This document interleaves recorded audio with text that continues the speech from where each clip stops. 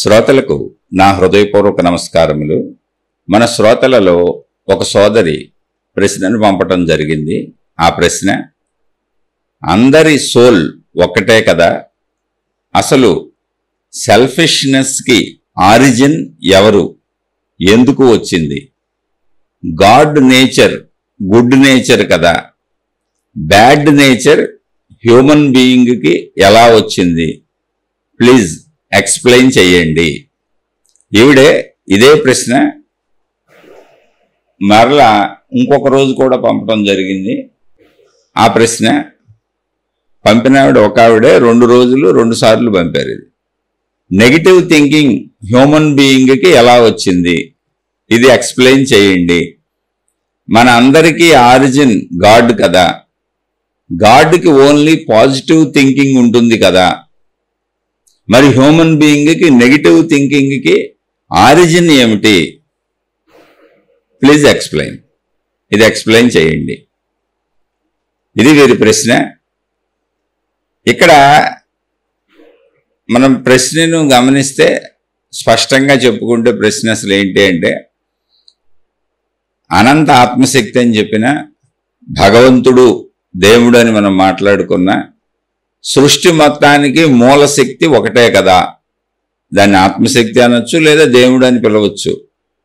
ఆ దేవుడు గుణం మంచి అయినప్పుడు మంచి ఆలోచనలు మంచి జీవితం ఇవే ఉండాలి కదా. నెగిటివ్ థాట్స్ అసలు ఎందుకు వస్తున్నాయి? మనకి వ్యతిరేక ఆలోచనలు ఎందుకు వస్తున్నాయి? అసలు చెడు మనలోకి ఎందుకు వస్తుంది? మనిషిలో అలా ఉండకూడదు కదా.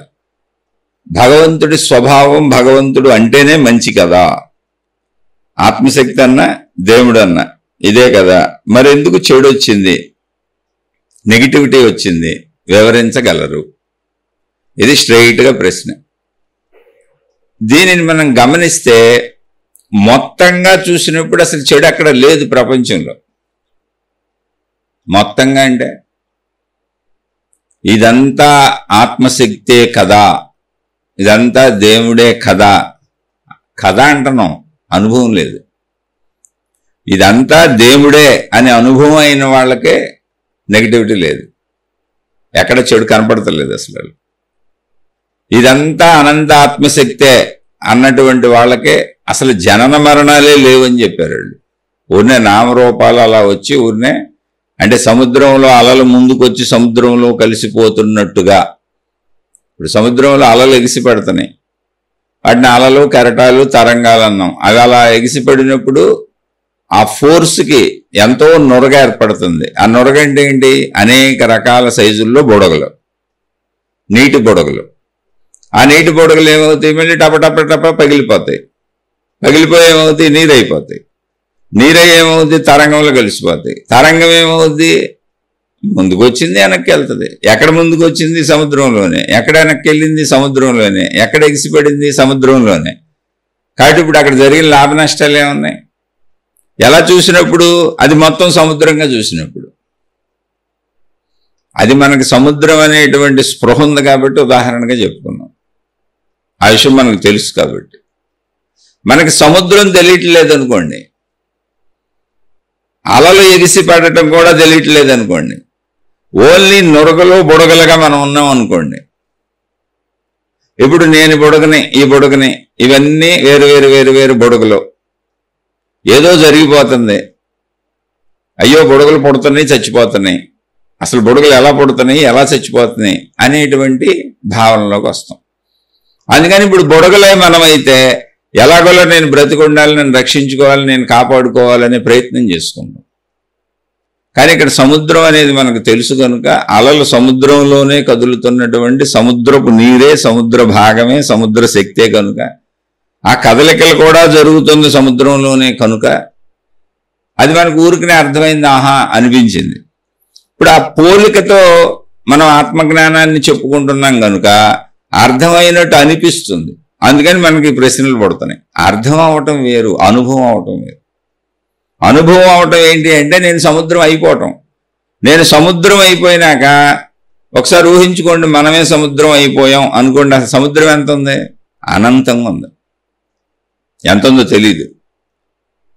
సముద్రం అనంతంగా ఉంది. సముద్రపు సైజులో పోల్చుకున్నప్పుడు మొత్తం సముద్రంలో అలా అసలు ఎగసిపడటం అనేది లెక్కలోకి వస్తుందా? అసలు అలా ఎగిసిపడటం, అందులో నురుగు ఏర్పడటం, ఆ నురుగులో అనేక రకాల బుడగలు ఉండటం, ఆ నీటి బుడగలన్నీ మళ్ళీ కాసేపు ఉండి పగిలిపోవటం, ఇవన్నీ అసలు సముద్రపు సైజులో, సముద్రపు విస్తృతిలో, సముద్రంలో జరిగే చర్యలు అసలు ఇవన్నీ జరుగుతున్నట్టు అనిపిస్తుందా? నేనే సముద్రాన్ని అనిపించినప్పుడు అనిపించదు. అసలు అనిపించదు అనేదానికి మన శరీరమే ప్రత్యక్ష ఉదాహరణ. మీరు ఎక్కడో దాకా ఎందుకు? మనకు ఆకలేసింది, ఆకలేస్తే అన్నం తిన్నాం. అన్నం తినేటప్పుడు ఆహార పదార్థాలు రకరకాలు సమకూర్చుకున్నాం, అనేక కూరలు వండుకున్నాం, పచ్చళ్ళు చేసుకున్నాం, ఎవరి విధానంలో వాళ్ళు అనేక రకాలు చేసుకొని అన్నీ కలిపి తిన్నారు, అయిపోయింది, ఆకలి తీరిపోయింది. ఇప్పుడు ఎక్కడి వరకు తెలుసు మనకి ఈ విషయం? గొంతులోంచి మింగటం వరకే తెలుసు, తర్వాత మనకేం తెలియదు. కానీ తర్వాత అంతా మన లోపలికే వెళ్ళింది, మన పొట్టలోకే వెళ్ళింది, మన పొట్టలోనే జీర్ణరసాలు ఊరిని. మనం గొంతులోంచి మింగుతున్నప్పుడు చెంపల్లో లాలాజలం ఊరింది, ఆ లాలాజలంతో కలిపి నమిలేము. అక్కడి నుంచి మళ్ళీ గొంతులో అనేక రసాలు ఊరినాయి. థైరాయిడ్ ఉంటుంది, థైరాయిడ్ గ్రంథి, అక్కడ రసాలు ఊరుతాయి. అలా ఊరుతూ అనేక రసాలు ఊరుతాయి. ప్యాంక్రియాస్ షుగర్ని కంట్రోల్ చేసే ఊరుతాయి. అలా బోల్డ్ రసాలు ఊరుతాయి, జీర్ణ రసాలు ఊరుతాయి. ఇవన్నీ ఎన్నో కెమికల్ రియాక్షన్ జరిగి లోపల ప్రాసెస్ జరిగి అదంతా రక్తంగా మారుతుంది. అందులోని వేస్ట్ అంతా, అంటే మన శరీరానికి ఉపయోగపడని వేస్ట్ అంతా మలమూత్రాలుగా బయటకు వచ్చేస్తుంది, చెమట ద్వారా బయటకు వచ్చేస్తుంది, కంట్లో పుసులు ద్వారా బయటకు వచ్చేస్తుంది, ముక్కులోంచి జలుబు ద్వారా బయటకు వచ్చేస్తుంది, చెవులోంచి గుబులు ద్వారా బయటకు వచ్చేస్తుంది. ఎన్నో మార్పులు ఉన్నాయి. కానీ లోపల జరిగే ప్రాసెస్ మనకు తెలుసు. అసలు మన శరీరంలో మనం బయట చేసే ప్రాసెస్ కంటే మన శరీరం లోపలే ఎక్కువ ప్రాసెస్ జరుగుతుంది. అది మనకు తెలియదు, అసలు జరుగుతున్నట్టే కాదు. మన నేనులో జరుగుతున్నది అది జరుగుతున్నట్టు కాదు. మనకి బాహ్యం నుంచి గ్రహించింది మనకు తెలుస్తుంది. బయట ఆహార పదార్థాలు తెలుస్తున్నాయి, వస్తువులు తెలుస్తున్నాయి, మనుషులు తెలుస్తున్నారు, అన్నీ తెలుస్తున్నాయి. కానీ మన లోపలికి వచ్చేసినాక ఆహార పదార్థాలు ఇవన్నీ లోపల ఏం జరుగుతుంది ఇంకా మనకు తెలియదు. అసలు ఆ ప్రాసెస్ మనకు సంబంధం లేదు, తెలియదు. కానీ అది జరిగితేనే మనం బతుకుతాం, జరుగుతుందని కూడా తెలుసు. బయటకంటే లోపల ఎక్కువ జరుగుతుంది అనేది తెలుసు ఎవరికి? డాక్టర్లకి, సైన్స్కి, విజ్ఞాన పరంగా. నీకు అనుభవం ఉందా అంటే లేదు. ఎందుకని? నాలో జరిగేది నాకు అనుభవం లేదు. మొత్తం సృష్టి శక్తి అలా ఉంది. ఇప్పుడు మన శరీర నిర్మాణం కూడా అలాగనే ఉంది. మన శరీరం లోపల అవయవాల పనితీరులు అసలు మనకి ఏం తెలియదు, వాటి అంతటా పని చేసుకుంటూ వెళ్ళిపోతున్నాయి, ఆటోమేటిక్ మిషన్. అలాగే అనంత శక్తి యొక్క, అనంత ఆత్మశక్తి యొక్క, ఆ శక్తి యొక్క లక్షణములు ఏమున్నాయో అంటే, లక్షణములు అంటే ఏంటి? పంచభూతములు దాని లక్షణములు, తమోరజో సత్వగుణములు దాని లక్షణములు, ఇచ్ఛాశక్తి, క్రియాశక్తి, జ్ఞానశక్తి దాని లక్షణములు. మొత్తం ఆ శక్తి యొక్క లక్షణములు చెప్పాలి. దానికి ఎన్ని లక్షణములు ఉన్నాయి, ఎన్ని గుణాలు ఉన్నాయి, ఎన్ని స్వభావాలు ఉన్నాయి, అది ఎన్ని రకాలుగా అవ్వగలదు అంటే, అనంత విశ్వంలో మీకు ఎన్ని కనపడుతున్నాయో అవన్నీ దాని లక్షణాలే, అవన్నీ దాని స్వభావాలే, అవన్నీ దాని గుణాలే. కనుకనే ప్రకృతి మనకు అంత కనపడుతుంది. ఇప్పుడు ఒక మనిషిలో అన్ని కనపడతా ఉంటాయి మనకి. కోపం, ఈర్ష్య, అసూయ, ద్వేషం, దయ, జాలి, ప్రేమ, కరుణ, కోరికలు, ఇష్టాలు, అయిష్టాలు ప్రవర్తిస్తూ ఉంటాడు చూడండి మనిషి. ఇవన్నీ ఒక మనిషిలోనే ఉన్నాయి. అలాగే అనంత ఆత్మశక్తి యొక్క లక్షణములు, స్వభావము, గుణములు ఏ పేరుతో పిలుచుకోండి మీరు, అదంతా మనకు కనపడుతున్న వ్యక్తమైన ప్రకృతి. ఒక వ్యక్తి అరుస్తున్నప్పుడు కోపం వ్యక్తమైంది, కనపడుతుంది. ఒక వ్యక్తి దయ చూపిస్తున్నప్పుడు, జాలి చూపిస్తున్నప్పుడు అది వ్యక్తమైంది, కనపడుతుంది. ఒక వ్యక్తికి ప్రేమ కలిగినప్పుడు అది వ్యక్తమైంది, కనపడుతుంది. ఒక వ్యక్తికి ఈర్ష్య, అసూయలు కలిగి ఎదుటివాడిని నాశనం చేయాలనే పనులు చేస్తున్నప్పుడు అది వ్యక్తమైంది, కనపడుతుంది. అలా మనయన్నీ కనపడతాయి, అనేకం ఉంటాయి మనలో. అది వ్యక్తమయ్యే వరకు మనకి తెలియదు ఉన్నట్టు, లోపల ఉన్నాయి అంతే. ఉన్నట్టు మనకే తెలియదు, బయట వాళ్ళకి తెలియదు. వ్యక్తమైనప్పుడు మనకే తెలుస్తుంది, బయట వాడికి తెలుస్తుంది. కానీ అవన్నీ ఎక్కడున్నాయి? మనలోనే ఉన్నాయి, నిక్షిప్తమై ఉన్నాయి. ఏమండి ఇప్పుడు మీలో కోపం ఉందా అంటే లేదు.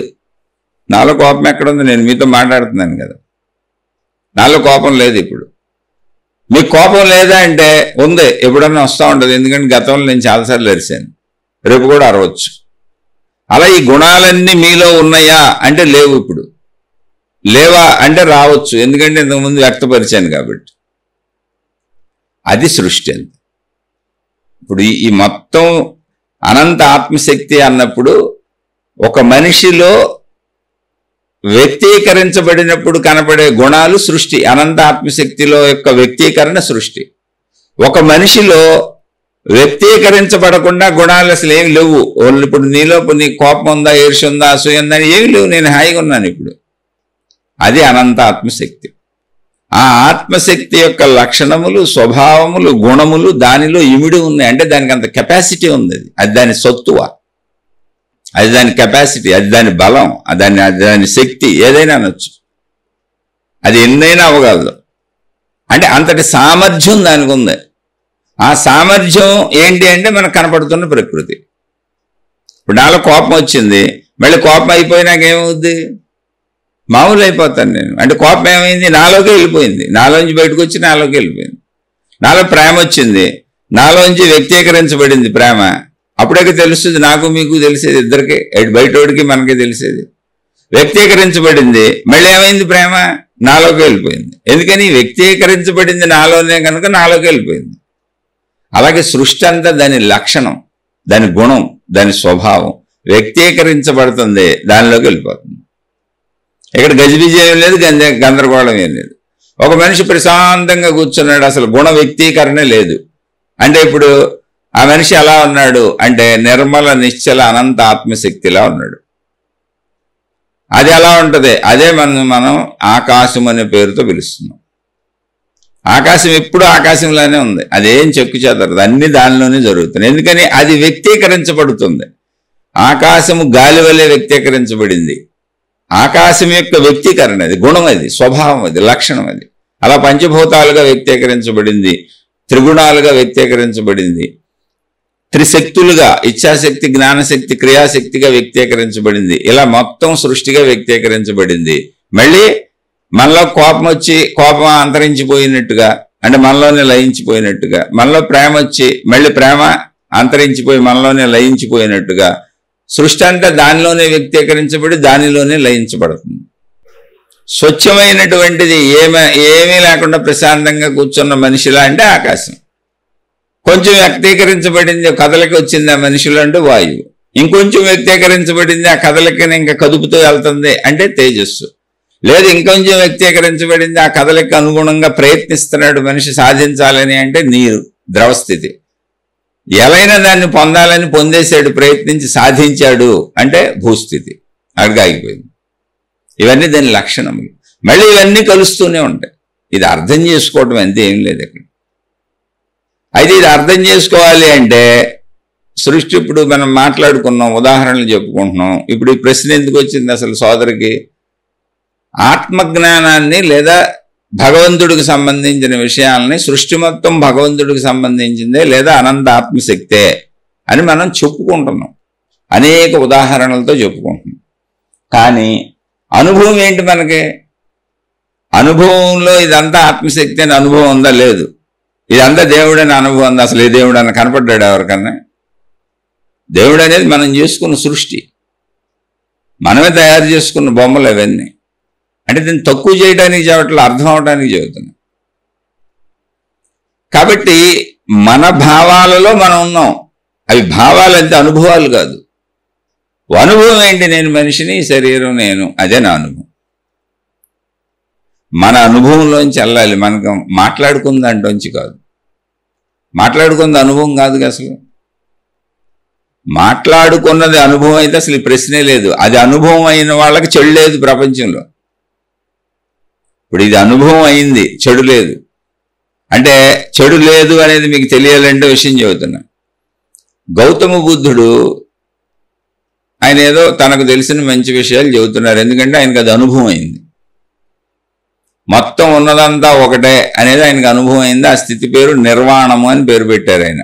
నిర్వాణము అనేది పాళీ భాష, దాన్నే సంస్కృతంలో మోక్షము అన్నారు. దాన్నే మనం మోక్షం అని వాడుతున్నాం, దాన్నే ఆత్మసాక్షాత్కారం అని వాడుతున్నాం. తేడా ఏం లేదు, భాషల తేడా ఇది. ఆత్మసాక్షాత్కారం అన్నా, బ్రహ్మము అన్నా, సెల్ఫ్ రియలైజేషన్ అన్నా అన్నీ ఒకదానికే పేరు. అక్కడప్పుడు పాళీ భాష వాళ్ళు మాట్లాడుకున్నది. బుద్ధుడు మాట్లాడుకున్నటువంటి ఆయన జీవన విధానంలో వాళ్ళు ఉన్న దేశకాల పరిస్థితుల్లో భాష పాళీ భాష. నిర్వాణము అని పేరు పెట్టారు దానికి. ఆయన అనుభవం చెందారు, దాన్ని అనుభూతి చెందారు, ఆ స్థితిని పొందారు. ఆయన పొందినాక అది అందరికీ చెబుదాం, ఎలా పొందొచ్చు అని ఆయన ప్రయత్నించారు, చెప్పారు. అయితే ఆ స్థితిని పొందినవాడు ఎలా ఉన్నాడు, పొందనివాడు ఎలా ఉన్నాడు? మనం పొందని వాళ్ళం, అందుకని డౌట్ వస్తుంది మనకు. ఉన్నదంతా దైవశక్తి అయినప్పుడు నెగిటివ్ గుణాలు ఎందుకు వస్తున్నాయి అని. ఉన్నదంతా దైవశక్తి అనే అనుభవం అయితే అసలు అక్కడ నెగిటివిటీ లేదు, నెగిటివ్ గుణాలు లేవు. మనకు అనుభవం లేదు, మాట్లాడుకుంటున్నాం, ప్రాబ్లం అది. వెంటనే అనుభవం అనుకుంటున్నారు, మనుషుల్లో వచ్చిన ప్రాబ్లం అది. అసలు మనిషికి వచ్చిన ప్రాబ్లం ఏంటంటే విషయము తెలియటమే అనుభవం అనుకుంటున్నారు, కాదు అది పాండిత్యము. అంటే బుర్రలోకి ఎక్కింది అంతే, ఇంకోళ్ళకి చెప్పడానికి పనికి వస్తుంది. ఉపన్యాసం దంచొచ్చు నాలాగా, ఇప్పుడు నేను చెప్పేది అదే, నాకు అనుభవం లేదు, ఇలా దంచుతూ ఉంటాను అంతే, అంతకు మించి నాకు అనుభవం లేదు. అలాగే విన్నవాళ్ళు కూడా మాకు అర్థమైపోయింది అనుకుంటున్నారు, మాకు తెలిసిపోయింది అనుకుంటున్నారు. వినటం అసలు అర్థం అవటమే కాదు, వినటమే అర్థం అవటం అయితే లక్షల సంవత్సరాల నుంచి లక్షల గ్రంథాలు ఉన్నాయి, అందరూ చదువుతానే ఉన్నారు, వింటానే ఉన్నారు. కానీ జీవన్ముక్తులు ప్రతి తరంలోనూ, తరం అంటే 100 ఏళ్ల జీవితం అనుకోండి, గురుకుని ఒక 100 ఏళ్ళ తరం అంటే ఇప్పుడు నేను పుట్టాను, నేను చచ్చే వరకు నా తరం. ఆ తరాలు నిర్ణయించలేం, కానీ మన వరకు ఊరుకుని అనుకుందాం. ఆ 100 ఏళ్లలో జీవన్ముక్తులు మీరు ప్రపంచం అంతా ఎదిగితే 100 మంది కూడా ఉండరు. కానీ ప్రపంచ జనాభా కోట్లలో ఉంది, ఇప్పుడు 800 కోట్లు. 800 మంది, 800 కోట్ల జనాభాలో 800 మంది జీవన్ముక్తులు ఇప్పుడు ఈ తరంలో ఉన్నారేమో మనం మాట్లాడుకుంటున్నప్పుడు చూడండి. దొరకరు. ఇప్పుడు కూడా మనం మన తరంకి వెనక తరం వాళ్ళ గురించి మాట్లాడుకుంటున్నాం. రమణ మహర్షి మనకి వెనక తరం, నిసర్గదత్త మహారాజు మనకి వెనక తరం, అలా కొంతమంది మహాత్ముల పేర్లు చెప్పుకుంటున్నాం, వాళ్ళు వెనక తరం జీవన్ముక్తులు. ఈ తరంలో అసలు మనకి మళ్ళీ ఎవరు తగల్లా. ఎందుకంటే ప్రపంచం చాలా వైడ్గా విస్తరించిపోయి ఉన్నప్పటికీ, విశాలంగా ప్రపంచం ఉన్నప్పటికీ, కానీ సోషల్ మీడియా రూపంలో చాలా దగ్గరగా ఉంది. ప్రపంచం మొత్తం మనిషి చేతిలోనే ఉంది, సెల్ ఫోన్లో ఉంది. ఎక్కడ ఏం జరిగినా ఇందులో తెలుస్తుంది. జీవన్ముక్తులు లేరు. ఉన్నదంతా ఒకే శక్తి అని చెప్పే జీవన్ముక్తులు 800 మంది లేరు.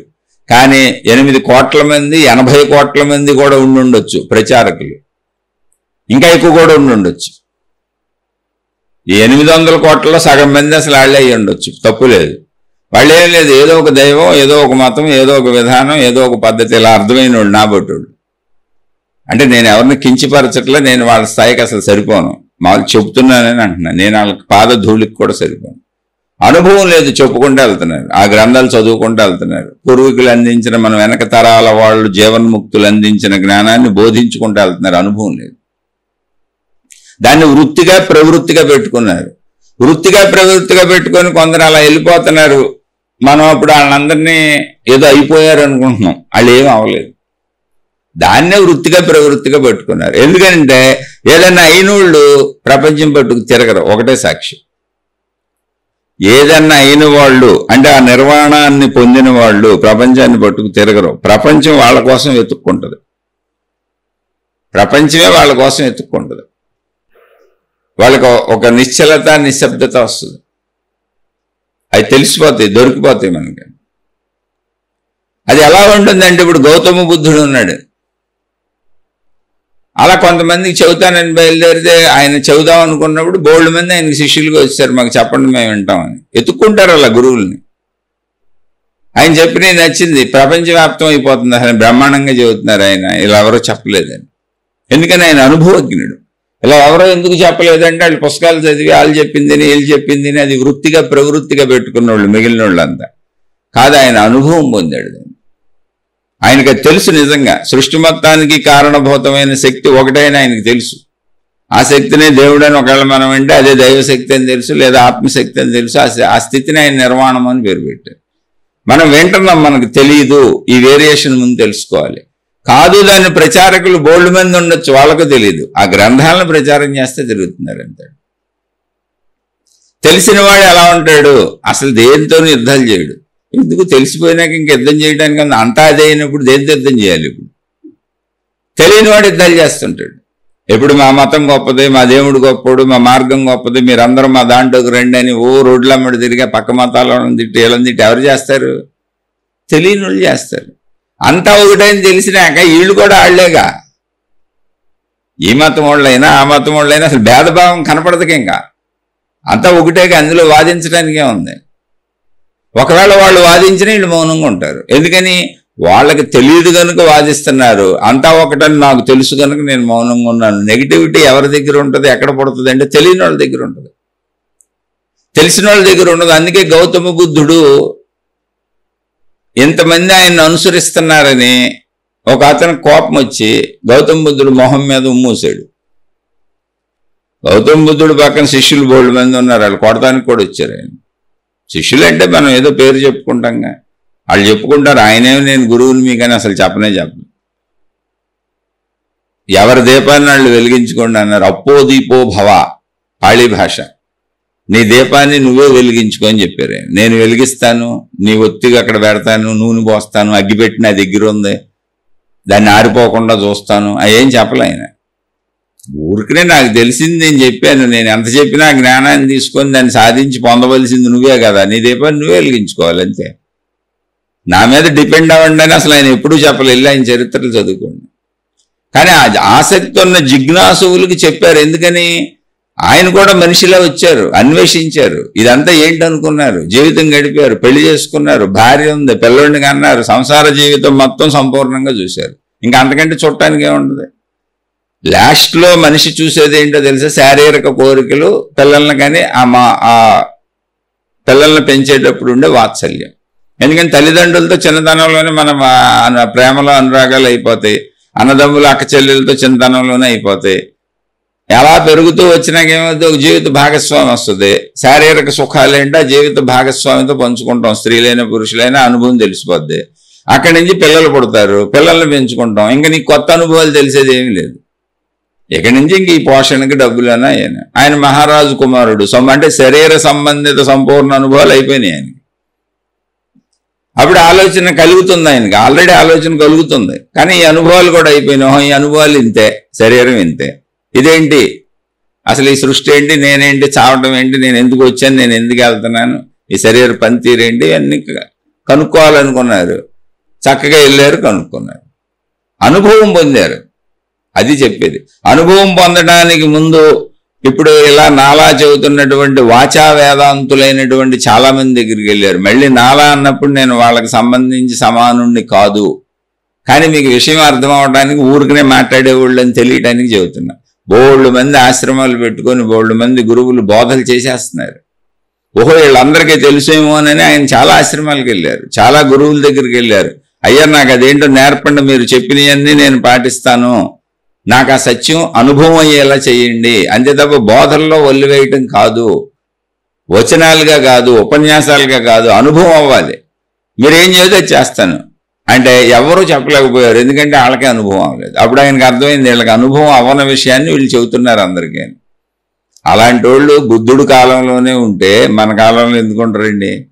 నేను చెప్పేది అదే, అసలు నేను చెబుతానే ఉన్నాక నాకు అనుభవమే లేదు, నేను ఊరినే చెబుతున్నానని. కానీ కొంతమంది దీన్నే సంస్థలు తయారు చేసేసుకొని అనుభవజ్ఞుల్లాగా అనుభవం అవ్వలేదని చెప్పరు, ఇదే మాటల్ని చెప్తారు, అనుభవం అయిపోయింది అన్నట్టుగా మౌనంగా వెళ్ళిపోతారు. మహిమల మాయలు ప్రకటించుకుంటారు. ఎవరో చెబుతారు, ఏమండి మీరు చెప్పారు, మీ ఉపన్యాసం విన్నాను, రాత్రి మీరు కల్లోకి వచ్చారు, అబ్బో నాకు బోల్డ్ బోధ చేశారు, నా నెత్తి మీద చేయి పెట్టారు, నా జ్వరం తగ్గిపోయింది అయ్యి అంటే చిరునవ్వులు చిందించి కొంతమంది ఏమో ఓన్ చేసేసుకుంటారు, కొంతమంది ఏమో ఓన్ చేసి చేసుకున్నట్టుగా సెమీలో పెట్టి వెళ్ళిపోతారు. మనమేంటి మనమే వాళ్ళకి ఓన్ చేసేస్తాం. ఇది జరుగుతుంది. అలా బుద్ధుడి హయాంలోనూ జరిగింది, అందరి హయాంలోనూ జరిగింది. ఇప్పుడు యేసుక్రీస్తు వారు వచ్చినప్పుడు యేసుక్రీస్తు వారికి సెలవేయించింది ఎవరంటే నెగిటివ్ పార్టీ గురువులే. అయితే అక్కడ వాళ్ళని గురువులని పిలిచారో లేదో మనకు తెలియదు, అంతే, ఏం లేదు. ఈయన పాపులారిటీ పెరిగిపోతుందని ఆ మిగిలిన వాళ్ళు ఆల్రెడీ పాపులారిటీ పెంచుకున్న వాళ్ళు ఉంటారు, జన సమూహాలను ఏర్పరుచుకున్న వాళ్ళు ఉంటారు, వాళ్ళందరూ కలిపి ఆయనకి సిలువేసి ఆయన చంపేలా చేశారు. అప్పుడు సిలువేయటం అనే శిక్ష అనాదిగా ఉన్నది. ఇది మానవ సమూహంలో వాళ్ళ దొంగ గురువులనే చెప్పాలి మన భాషలో అయితే. ఇప్పుడు యేసుక్రీస్తు వారిని సిలువేసి ఆయనకు ఆ శిక్ష వేసి ఆయన శరీరాన్ని నాశనం చేయటానికి ఆయన శరీరాన్ని చంపేయడానికి కారణభూతులు ఎవరు అంటే ఆ రోజు గురువులు, అక్కడ ఉన్న గురువులు. ఆ దేశంలో ఏమని పిలిచారో తెలియదు అంతే, కానీ వాళ్ళందరూ దొంగ గురువులే. ఎందుకంటే ఒక నిజమైన అనుభూతి చెందినవాడు వచ్చినప్పుడు, అనుభూతి చెందినవాడు చెప్పేది, వాడు చేసేది, వాడి ప్రవర్తన వేరుగా ఉంటాయి.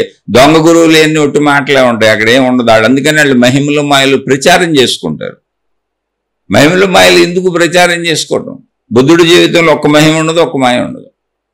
మళ్ళీ మీరు నాకు ఏమండి ఆ మహాత్ముడి దగ్గర ఇవి ఉన్నాయి కదా, మీరు యేసుక్రీస్తు అన్నారు, ఆయన మహిమలు చేశారు కదా, అవన్నీ పెట్టబాకండి. విషయాన్ని అర్థం చేసుకోండి అంతే.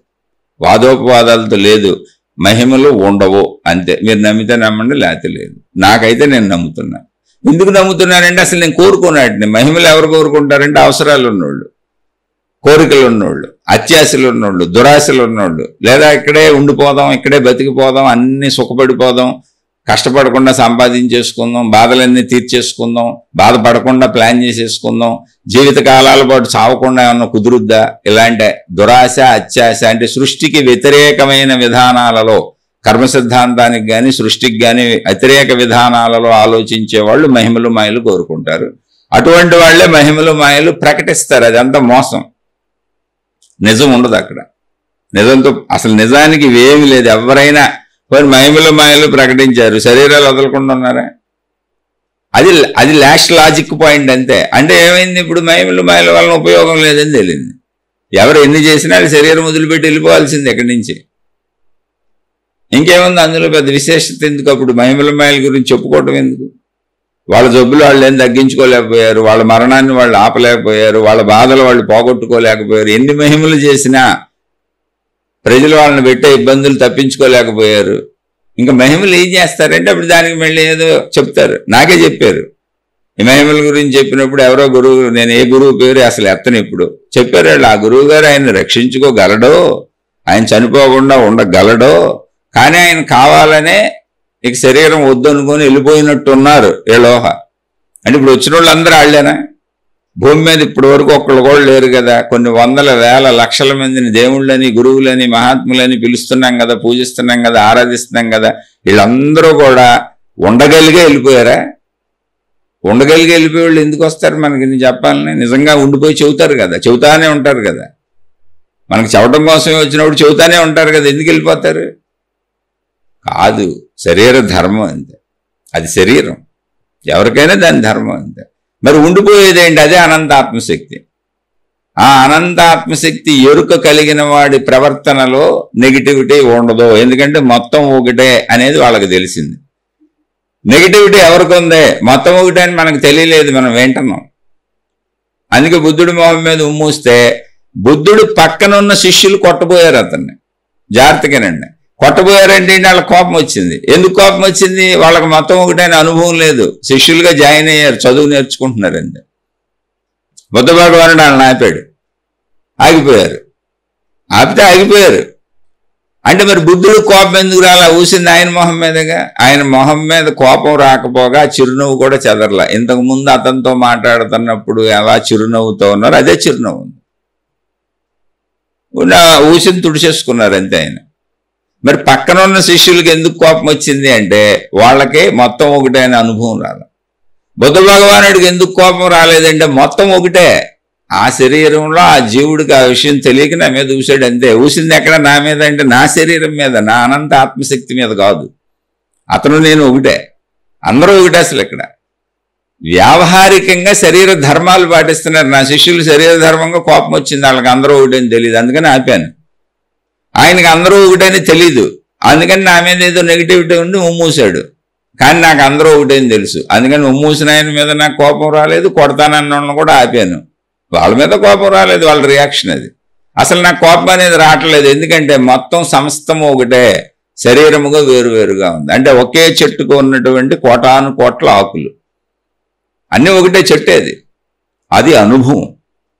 అదే సందర్భంలో బుద్ధ భగవానుడు ఆయన నడిచి వెళ్తూ ఏదో గ్రామం మీదగా వెళ్తున్నాడు. ఆయన ఇంకో గ్రామానికి వెళ్తున్నాడు. ఆయన ఆ గ్రామంలో వాళ్ళు ఆయన ఇన్వైట్ చేశారు, అయ్యా మాకు మీ బోధలు చెప్పండి. నేను శిష్య సమేతంగా వెళ్తున్నాడు. ఆయన మధ్యలో గ్రామం వాళ్ళు బుద్ధ భగవాను నాపి ఆయనకి ఎదురొచ్చి, ఆయన అంటే నచ్చని వాళ్ళు ఆయనను అడ్డమైన తిట్లు తిడుతున్నారండి. చక్కగా నుంచున్నారు ఆయన మౌనంగా, ఎటువంటి కోపము లేదు. ఆయనతో ఉన్న శిష్యులకు కోపం వచ్చింది, మళ్ళీ బుద్ధ భగవానుడు వాళ్ళని ఆపారు, మౌనంగా ఉండమన్నారు. ఉన్నారు. వాళ్ళు తిడతానే ఉన్నారు. అలా కాసేపు అయిన తర్వాత బుద్ధ భగవానుడు వాళ్ళతో చెప్పారు, అయ్యా మీ కోపం తీరితే నేను వెళతాను, లేదు కోపం తీరలేదు మీరు ఇంకా తిట్టాలనుకుంటే నేను మళ్ళీ ఇదే దారిలో వస్తాను వెనక్కి. ఎందుకంటే ఆ పక్క గ్రామంలో వాళ్ళకి నేను టైం ఇచ్చాను, ఫలానా టైంకి వస్తానని చెప్పాను. పాపం వాళ్ళందరూ ఎదురు చూస్తారు. కాబట్టి అంతమందిని ఎదురు చూసేలా వాళ్ళని కూర్చోబెట్టడం భావ్యం కాదు. అందుకని నేను అక్కడ చేయాల్సిన కార్యం ఏదో చేసేసి ఇదే రూట్లో వస్తాను, మళ్ళీ మీ కోపం పోయే వరకు నన్ను తిట్టండి, మీరు ఎంతసేపు తిట్టినా ఇక్కడే నుంచొని ఉంటాను అన్నారు. ఎందుకని మొత్తం ఒకటైనా ఆయనకి తెలిసింది కాబట్టి ఉండగలుగుతున్నారు. ఇప్పుడు తిడుతున్న వాళ్ళు నేను మొత్తం ఒకటే, అందరి ఆత్మశక్తి ఒకటే, అది ఆయనకి తెలిసింది. తెలిస్తే మనం ఉండగలం. వీళ్ళు ఎందుకు తిడుతున్నారు, వీళ్ళలో ఎందుకు నెగిటివిటీ వచ్చిందంటే మొత్తం ఒకటని తెలియదు వీళ్ళకే. బుద్ధుడు ఇప్పుడు ఆయన ఏదో సిద్ధాంతాలు పెట్టి వీళ్ళందరినీ చెడగొట్టేస్తున్నాడని, లేదా ఇప్పుడు లోకల్లో మరి గురువులు ఉంటారుగా, సమూహాలు ఏర్పరచుకున్న వాళ్ళు, జ్ఞానం లేనోళ్ళు, వాచా వేదాంతులు. ఇప్పుడు నాలా చెబుతున్నట్టు వాచా వేదాంతులు ఉంటారు. వాళ్ళందరూ సంస్థలు పెట్టేసుకుంటారు, పెద్ద పెద్ద ఏవో రకరకాల బోర్డులు పెట్టేసుకుంటారు, వేషధారణలు వేసేసుకుంటారు. వాళ్ళు కొంత శిష్య సమూహాలను తయారు చేసేసి ఎంగేళ్ల మీద దాడులకు పంపుతారు. వాళ్ళు కూడా వచ్చి దాడులు చేస్తారు. ఏం చేస్తారు? దాడులు తిడతమే, 4 రాళ్ళు వేస్తారు. ఏదో వాళ్ళకి ఏం చేసినా అంతా ఒకటని తెలిసినోడికి తెలుసు కదా ఈ విషయం. ఆ తిట్టేవాళ్ళు కూడా ఒకటే, అనంత ఆత్మశక్తి. వాళ్ళకి తెలియదు, నాకు తెలుసు. ఇప్పుడు ఈయన ఎందుకు తిడతారు తిరిగి? ఇప్పుడు అది ఎలా ఉంటుందంటే నన్ను నేను తిట్టుకున్నట్టుగా ఉంది. ఇప్పుడు బుద్ధుడికి వాళ్ళు తనని తిడుతున్నప్పుడు కానీ, తన మీద ఉమ్మోస్తున్నప్పుడు కానీ, ఆయన ఇంకో ఇన్సిడెంట్ కూడా ఉంది. ఆయన్ని చంపబోయాడు ఒక అతను వచ్చి, అది కూడా చెబుతాను. ఆయన మీద అపవాదులు వేశారు. ఒక స్త్రీ వచ్చి బుద్ధుడే నాకు కడుపు చేశాడని కడుపు పట్టుకొచ్చింది. 9 నెలల నిండు గర్భవతి వచ్చింది, బుద్ధుడే కడుపు చేశాడని. ఒకటి కాదు ఆయన జీవితంలో జరిగినాయి. వాళ్ళు విషాన్నం పెట్టారు. ఇలాంటి సంఘటనలు కోకొల్లలు ఉన్నాయి. కానీ ఇవన్నీ బుద్ధ భగవానుడు అసలు రియాక్ట్ కూడా వల్ల ఒక మాట కూడా అలా. ఎందుకనంటే ఇవన్నీ ఎలా ఉన్నాయంటే నన్ను నేను గిల్లుకోవటం, నన్ను నేను గిచ్చుకోవటం, నన్ను నేను కొట్టుకోవటం, నా మీద నేనే నింద వేసుకోవటంలా ఉన్నాయి. అనంత ఆత్మశక్తి నిర్వాణ స్థితిలో, మోక్ష స్థితిలో మొత్తం ఒకటే అన్న భావంలో. అంటే ఇది ఎలాంటిదంటే ఇది అర్థం అవడానికి చెబుతున్నా, కానీ మనకు అర్థం అవ్వదు. ఊరికనే ఒక అవగాహన కోసం మన శరీరంతో పోల్చి చెబుతున్నా. మన శరీరంలో కాలు, మన శరీరంలో చెయ్యి, మన శరీరంలో చెయ్యి మన కాలుని గిల్లేస్తుంది. మన శరీర అవయవాల్లో మన శరీరంలో చెయ్యి కాలుని గిల్లేస్తుంది. కాలుకి నాకు సంబంధం లేదు, అది వేరే అవయవం అని. మన ఎల్లు మన కన్ను పొడిసేస్తుంది. మన నాలుక మనమే కొరుక్కుంటున్నాం, మన శరీరాన్ని మనమే గుద్దుకుంటున్నాం, మన పొట్టను మనమే గుద్దుకుంటున్నాం. ఎందుకని అవయవాలన్నీ వేరు వేరు అనుకుంటున్నాయి. ఒకసారి ఆలోచించండి ఎలా ఉంటుందో. ఇప్పుడు చేతులు, కాళ్ళు, ముక్కు, చెవులు ఇవన్నీ ఏమనుకుంటున్నాయి, మేము వేరు వేరు అవయవాలు, దాంతో మాకేంటి సంబంధం అని పక్కదాన్ని గెలుతున్నాయి, గిచ్చుతున్నాయి, కొరుకుతున్నాయి, ఏది పడితే అది చేస్తున్నాయి, ఏది కుదిరితాయి. ఇలా ఒకే శరీరంలో అవయవాలు చేసుకుంటాయా? చేసుకోగా. మనం చేసుకుంటామా? చేసుకోంగా. ఒకవేళ అలా చేసుకుంటే ఏమంటారంటే మైండ్ చెడిపోయింది, పిచ్చోడు అంటారు. ఎవడు చేసుకోడు, పిచ్చోడు కూడా చేసుకోడు, ఎదుటోడిని కొడతాడు, ఆయన్ని కొట్టుకోడు.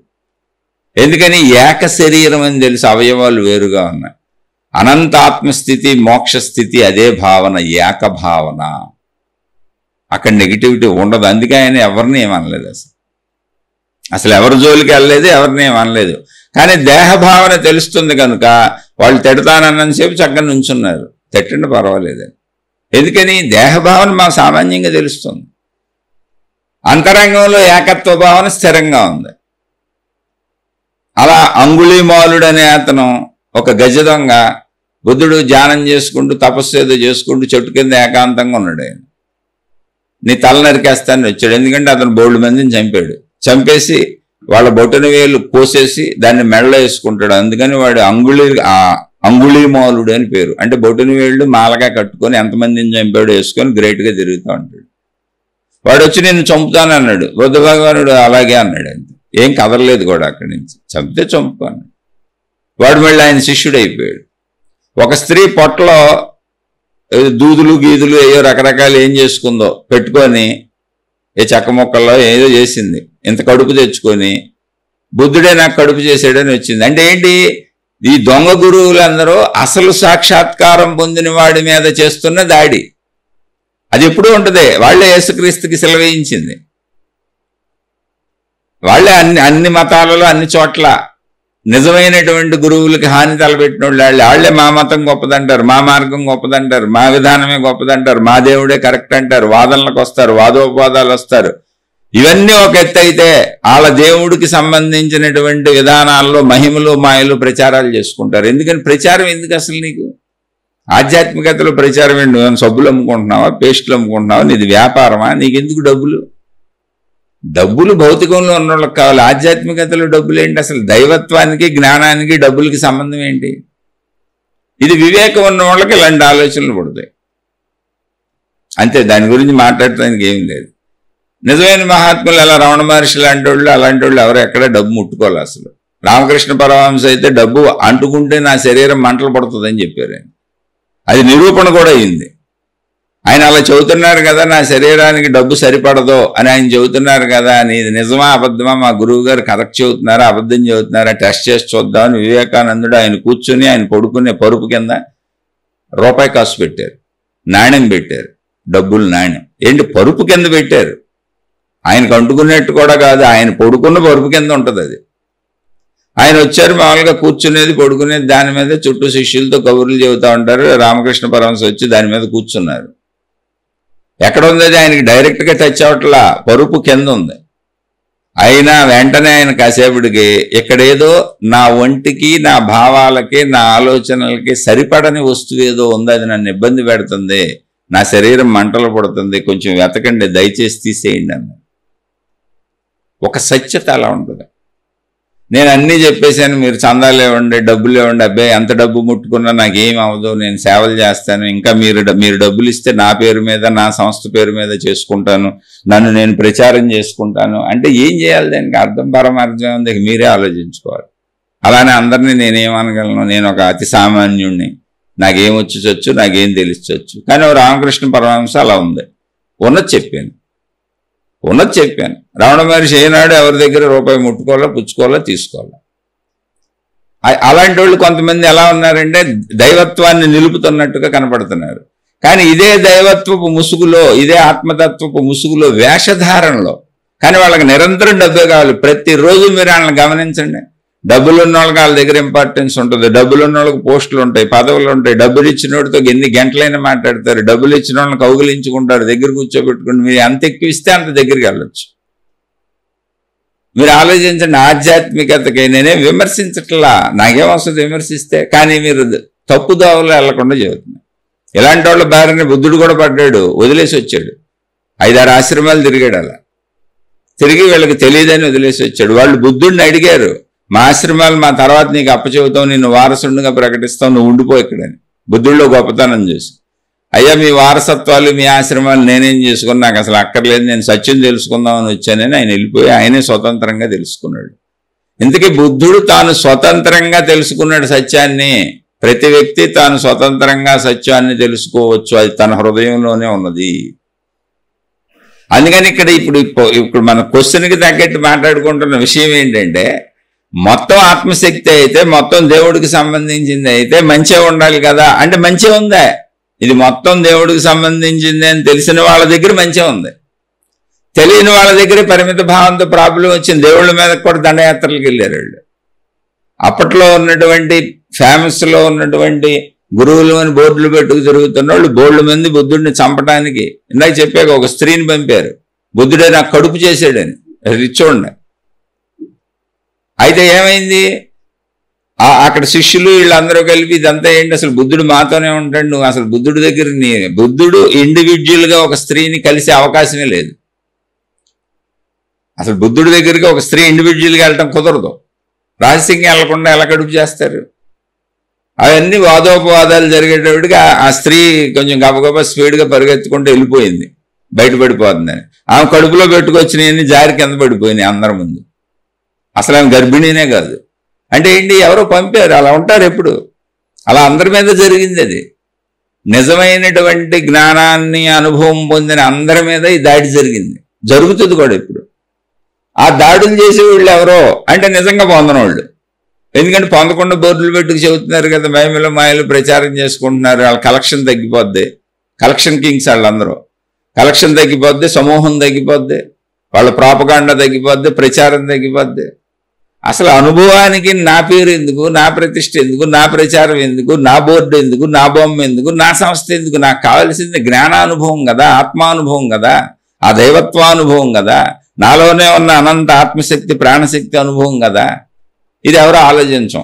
మనకి ఎంత ప్రాపగాండా ఎంత ప్రచారం ఉంటే అంత గ్రేట్గా వెళ్తాం. ఎందుకంటే మనం కొనే వస్తువులు కూడా అయ్యాయి. ఎవడు బాగా ప్రచారం చేస్తే ఆ పేస్ట్ కొనుక్కుంటాం, ఆ బ్రష్ కొనుక్కుంటాం, ఆ బట్టలు కొనుక్కుంటాం, ఆ వస్తువులు కొనుక్కుంటాం. ప్రచారంలో లేనట్టు జోలికి వెళ్ళం మనం. ఆ ప్రచారం గొప్పదని ఎంత ఎక్కువ మందికి తెలిస్తే అంత గొప్పదని మనం భావించుకుంటాం కాబట్టి వాళ్ళు కూడా అయ్యే మొదలెట్టారు. అయితే ఇక్కడ ప్రశ్నగా అనుగుణంగా ఏంటంటే మొదలెట్టిన మనకు నష్టమే ఉంది. ఎవరిష్టం వచ్చినట్టు వాళ్ళు వెళ్ళొచ్చు, అనుభవం తెలుసుకొని వస్తారు. ఇందులో పోయింది ఏమీ లేదు. అసలు పోతే కొంచెం డబ్బు పోద్ది, పోతే కొంత కాలం పోద్ది, కానీ అనుభవం వస్తుంది. ఆ అనుభవంతోనే బుద్ధుడు మరి వీళ్ళందరి చుట్టూ తిరిగి ఆ అనుభవం వచ్చినాక ఈ మార్గాలు కాదని తానే స్వతంత్రంగా అన్వేషించుకోవాలని వెళ్ళిపోయారు. అలాగే మనకు కూడా ఈ దొంగ గురువులు ఈ దొంగ బ్యాచ్లన్నీ తగిలినాక ఇది కాదని అనుభవం వచ్చి కదా వెళ్ళాలి. అది జరుగుద్ది, ఏం కంగారు లేదు. ఇవన్నీ అనుభవాల కోసమే, తప్పేం లేదు. వాళ్ళ చుట్టూ తిరిగినా తప్పు లేదు, వాళ్ళకి డబ్బులు ఇచ్చినా తప్పు లేదు, వాళ్ళని నమ్మినా తప్పు లేదు.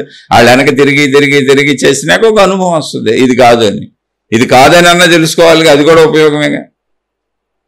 కాబట్టి ఇక్కడ ఎవరిని నిందించక్కర్లా. ప్రశ్న ప్రకారంగా మొత్తం ఒకటే అని తెలిసిన వాళ్ళు అసలు ఎదుట వాళ్లలో తప్పులే ఎతకలేదు. బుద్ధుడికి సంబంధించి కొన్ని చెప్పాను. ఆయన్ని చంపబోయారు, ఆయనకి విషాన్నం పెట్టారు, ఆయన్ని మొహం మీద ఉమ్మూశారు, ఆయన్ని అనేక సార్లు ఆయన్ని తిట్టారు. ఎంతోమంది మామూలు భిక్షాటనకి వెళ్ళినప్పుడు కూడా ఎంతోమంది తిట్టారు. ఒక్కసారి కూడా ఆయన రియాక్ట్ అవ్వలేదు. అసలు ఒక చిన్న పరుష పదజాలం ఆయన నోట్లోంచి రాలేదు. కారణం ఏంటి అంటే మొత్తము ఒకటే అని తెలుసు కనుక నెగిటివిటీ ఆయనలో రాట్లా. అంతా నేనే, నన్ను నేనే తిట్టుకున్నట్టు, నన్ను నేనే కొట్టుకున్నట్టు ఉంది. మరి తిట్టినోళ్ళు ఎవరో అంతా నేనే అని తెలియదు వాళ్ళకి. విన్నారు, భాషగా వినొచ్చు అంతే. వినటంగానే నెగిటివిటీ పోదుగా. మళ్ళీ అనుభవంతో వచ్చేది వేరు, వినటం వేరు. అంతా ఒకటే అనేది ఎవరో చెబితే వింటున్నాం, గ్రంథాలు చెబితే వింటున్నాం, మహాత్ములు చెబితే వింటున్నాం, ఎక్కడో పుస్తకాల్లో చదువుతున్నాం, ఏ జీవన్ముక్తుల బోధల్లోనో విని అంతా ఒకటే కదా, అంతా ఒకటే కదా అని ఊరికి అంటున్నాం, భాషగా అంటున్నాం అంతే. భాషగా అనటం వేరు, అనుభవం అవటం వేరు. చాలా మంది తెలుసుకోండి, విని తెలిసిపోయింది అనుకుంటారు, 10 సార్లు తెలిసిపోయింది అనుకుంటారు, 100 సార్లు తెలిసిపోయింది అనుకుంటారు, చదివి తెలిసిపోయింది అనుకుంటారు, గ్రంథాలు చదివేది తెలిసిపోయింది అనుకుంటారు. కాదు, అది కేవలము పాండిత్యము, అంటే తలలో గుర్తుంటుంది అంతే. ఎంత ఎక్కువ సార్లు చదివితే అంత ఎక్కువ సార్లు గుర్తుండి ఇంకోళ్ళకి చెప్పడానికి ఉపయోగపడుతుంది. అనుభవం రాదు. అనుభవం సాధనతో వస్తుంది. ఆ భావాన్ని నువ్వు అంతరంగంలోకి వెళ్ళి నీ శారీరక స్థితి నుంచి మానసిక స్థితి నుంచి ఆ స్థితులను ఆపి సాధన చేసుకొని నేను శరీరం కాదు, నేను మనసు కాదు అనేటువంటి రూఢీపరచబడినటువంటి జ్ఞానాన్ని తెలుసుకొని, ఆత్మజ్ఞానాన్ని తెలుసుకొని నీ అంతరంగంలో ఉన్నటువంటి నీ ప్రాణశక్తిలోనే నువ్వు స్థిరమైతే అప్పుడు నీకు అనంత ఆత్మశక్తి ఎరుక కలుగుతుంది, అనుభవం అవుతుంది. ఇది మహాత్ములు చెప్పింది, నాకు అనుభవం లేదు. కానీ ఆ ప్రాసెస్లో వెళ్ళాలి, సాధన అనే ప్రాసెస్లో వెళ్ళాలి. వినటంతో అయిపోదు. అయితే వినటంతో అయిపోదా అంటే భౌతిక జీవితంలో ముందు నువ్వు విని మంచిగా జీవించడం నేర్చుకోవాలి. వినటం మంచిదే, ఫస్ట్ శ్రవణమే. ఎవరైనా అసలు సాధన చేయాలన్నా వినకుండా ఎలా చేస్తావు? కాబట్టి వినటం మొత్తం కాదు, వినటం 100లో 1% మాత్రమే, మిగిలిన 99% నీ సాధనే. అందుకని భౌతిక జీవితంలో ముందు మంచిగా జీవించాలి, తప్పులు లేని జీవితాన్ని తయారు చేసుకోవాలి. మనలో తప్పులు ఉండకూడదు, అలా తయారు చేసుకోవాలి. అలా తయారు చేసుకొని అక్కడి నుంచి ఒప్పుల్లోకి మంచిలోకి ప్రయాణించాలి. మంచిలో నుంచి సాధన చేసుకుంటూ శరీర భావంలోంచి మనోభావంలోంచి ప్రాణశక్తిలోకి రావాలి. దానికి సంబంధించిన విశేషాలన్నీ ఆత్మజ్ఞాన మార్గంలో ఆధ్యాత్మిక చదువులో ఎప్పుడెప్పుడు ఎక్కడెక్కడ ఎలా చేసుకోవాలి, ఏ ఏ స్థితుల్లో ఉన్న వాళ్ళు ఎలా సాగాలి అన్నీ చెప్పుకుంటూ వచ్చారు. కొన్ని 100,000 గ్రంథాలు ఉన్నాయి. కాబట్టి మొత్తం ఒకటే అని తెలిసిన వాళ్ళకి ఎక్కడా భేదభావం లేదు. ఎవరిలో నెగిటివిటీ ఉంది, ఎవరిలో భేదభావం ఉంది, ఎవరిలో చెడు ఉంది అంటే నేను మనిషిని అనుకుంటూ మొత్తం ఒకటే అని ఎవరో చెప్పిన మాటని వింటున్నాం మనకు అసలు అది అనుభవం లేదు. ఇది మామూలుగా ప్రశ్నకి ఒక రకమైన సమాధానం చెప్పుకున్నాం. ఇప్పుడు ఇంకో రకం సమాధానం చెప్పుకుందాం. అసలు మొత్తం ఒకటే అయినప్పుడు నెగిటివిటీ అసలు ఎందుకు పుట్టింది? మనిషిలైన పుట్టకూడదు కదా. ఆత్మశక్తి మొత్తం అనంత ఆత్మశక్తితోనే కదా సృష్టి తయారైంది. అనంత ఆత్మశక్తి యొక్క లక్షణములు, గుణములు, స్వభావము వ్యక్తీకరించబడి కదా సృష్టిగా ఉంది. అది ఆత్మశక్తిగానే ఉంది కదా. వ్యక్తీకరించబడిన ఆత్మశక్తి అక్కడికి పోలేదు కదా. ఇప్పుడు మనిషిలో ఉన్న ప్రాణశక్తి ఆత్మశక్తే కదా. అలాగే మనిషి శరీరం కూడా వ్యక్తీకరించబడిన పంచభూతాలు, వ్యక్తీకరించబడిన త్రిగుణములు, వ్యక్తీకరించబడిన త్రిజ్ఞానములు, ఇచ్ఛాశక్తి, క్రియాశక్తి, జ్ఞానశక్తి ఇవన్నీ కలిపితేనే కదా పదార్థములు, సృష్టి, మనిషి శరీరమైన బయట కనపడేమైనా ఉంది. మరి అలాంటప్పుడు నెగిటివిటీ రాకూడదుగా. అన్నింటిలోనూ ఆత్మశక్తి యొక్క సద్గుణాలు, ఏకత్వ భావనే ఉండాలిగా. అంటే ఏకత్వ భావన అనంత ఆత్మశక్తికి అసలు చెదిరిపోయి లేదు. అయితే ఆ ఏకత్వ భావన ఉన్న స్థితి ఏంటి? అనంత ఆకాశ స్థితి. ఆ స్థితికి నువ్వు చేరుకోవాలి. మరి చెదిరిపోయింది ఎక్కడ? శరీరం అని నువ్వు అనుకుంటున్నావు. వ్యక్తీకరించబడింది అది దాని అనంత ఆత్మశక్తి యొక్క గుణములు, స్వభావములు వ్యక్తీకరించబడితే సృష్టి అయిందని ఎవరు చెప్పారు? మనకు తెలియదు కదా. ఎవరో చెబితే వింటున్నాం. అది ప్రాబ్లం అక్కడ. అప్పుడేమైంది? మనకు అది తెలియదు కనుక నేను వేరు, నువ్వు వేరు, మనం అందరం వేరు వేరు, నా సుఖాల కోసం నేను ప్రయత్నించుకుంటాను, నేను పరిమితం, ఈ శరీరం మాత్రమే నేను, నా స్వార్థం నాది, నీ గొడవ నీది, నీతో నాకేం సంబంధం, నేను తినాలి, నేను తాగాలి, నేను అనుభవించాలి, నాకు కావాలి అని నా శారీరక కోరికలు నాకు పరిమితం అయిపోయినాయి. ఆ పరిమిత భావనలో నెగిటివిటీ పుట్టింది. అపరిమిత భావనలోకి వెళ్తే పాజిటివిటీ ఉంటుంది. నెగిటివిటీ నువ్వు పుట్టించుకున్నావు పరిమిత భావనలో. కానీ ఒరిజినల్గా నువ్వు అపరిమితము నువ్వు ఒరిజినల్ అని ఎవరు చెబుతున్నారు? ఒరిజినల్గా దాన్ని పొందిన వాళ్ళు చెబుతున్నారు. ఒరిజినల్గా దాన్ని పొందని వాళ్ళు ఏం చేశారు?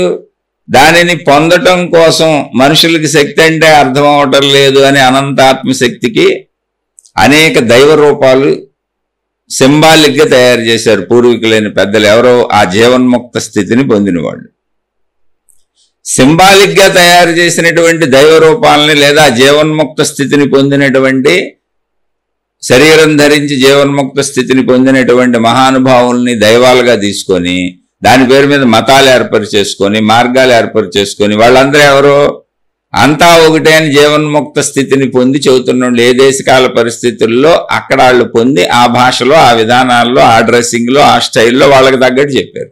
ఎందుకని దేశకాల పరిస్థితుల్లో వేష భాషలు అన్నీ వేరుగా అలా చెప్పారు. అలా చెప్పినాటిని మతాలుగా పెట్టుకొని తెలియని వాళ్ళందరూ మా మతమే కరెక్ట్ అయింది, అనుభవం లేని వాళ్ళందరూ. తెలియని వాళ్ళు అంటే ఎవరు? అనుభవజ్ఞుడు చెప్పాడు.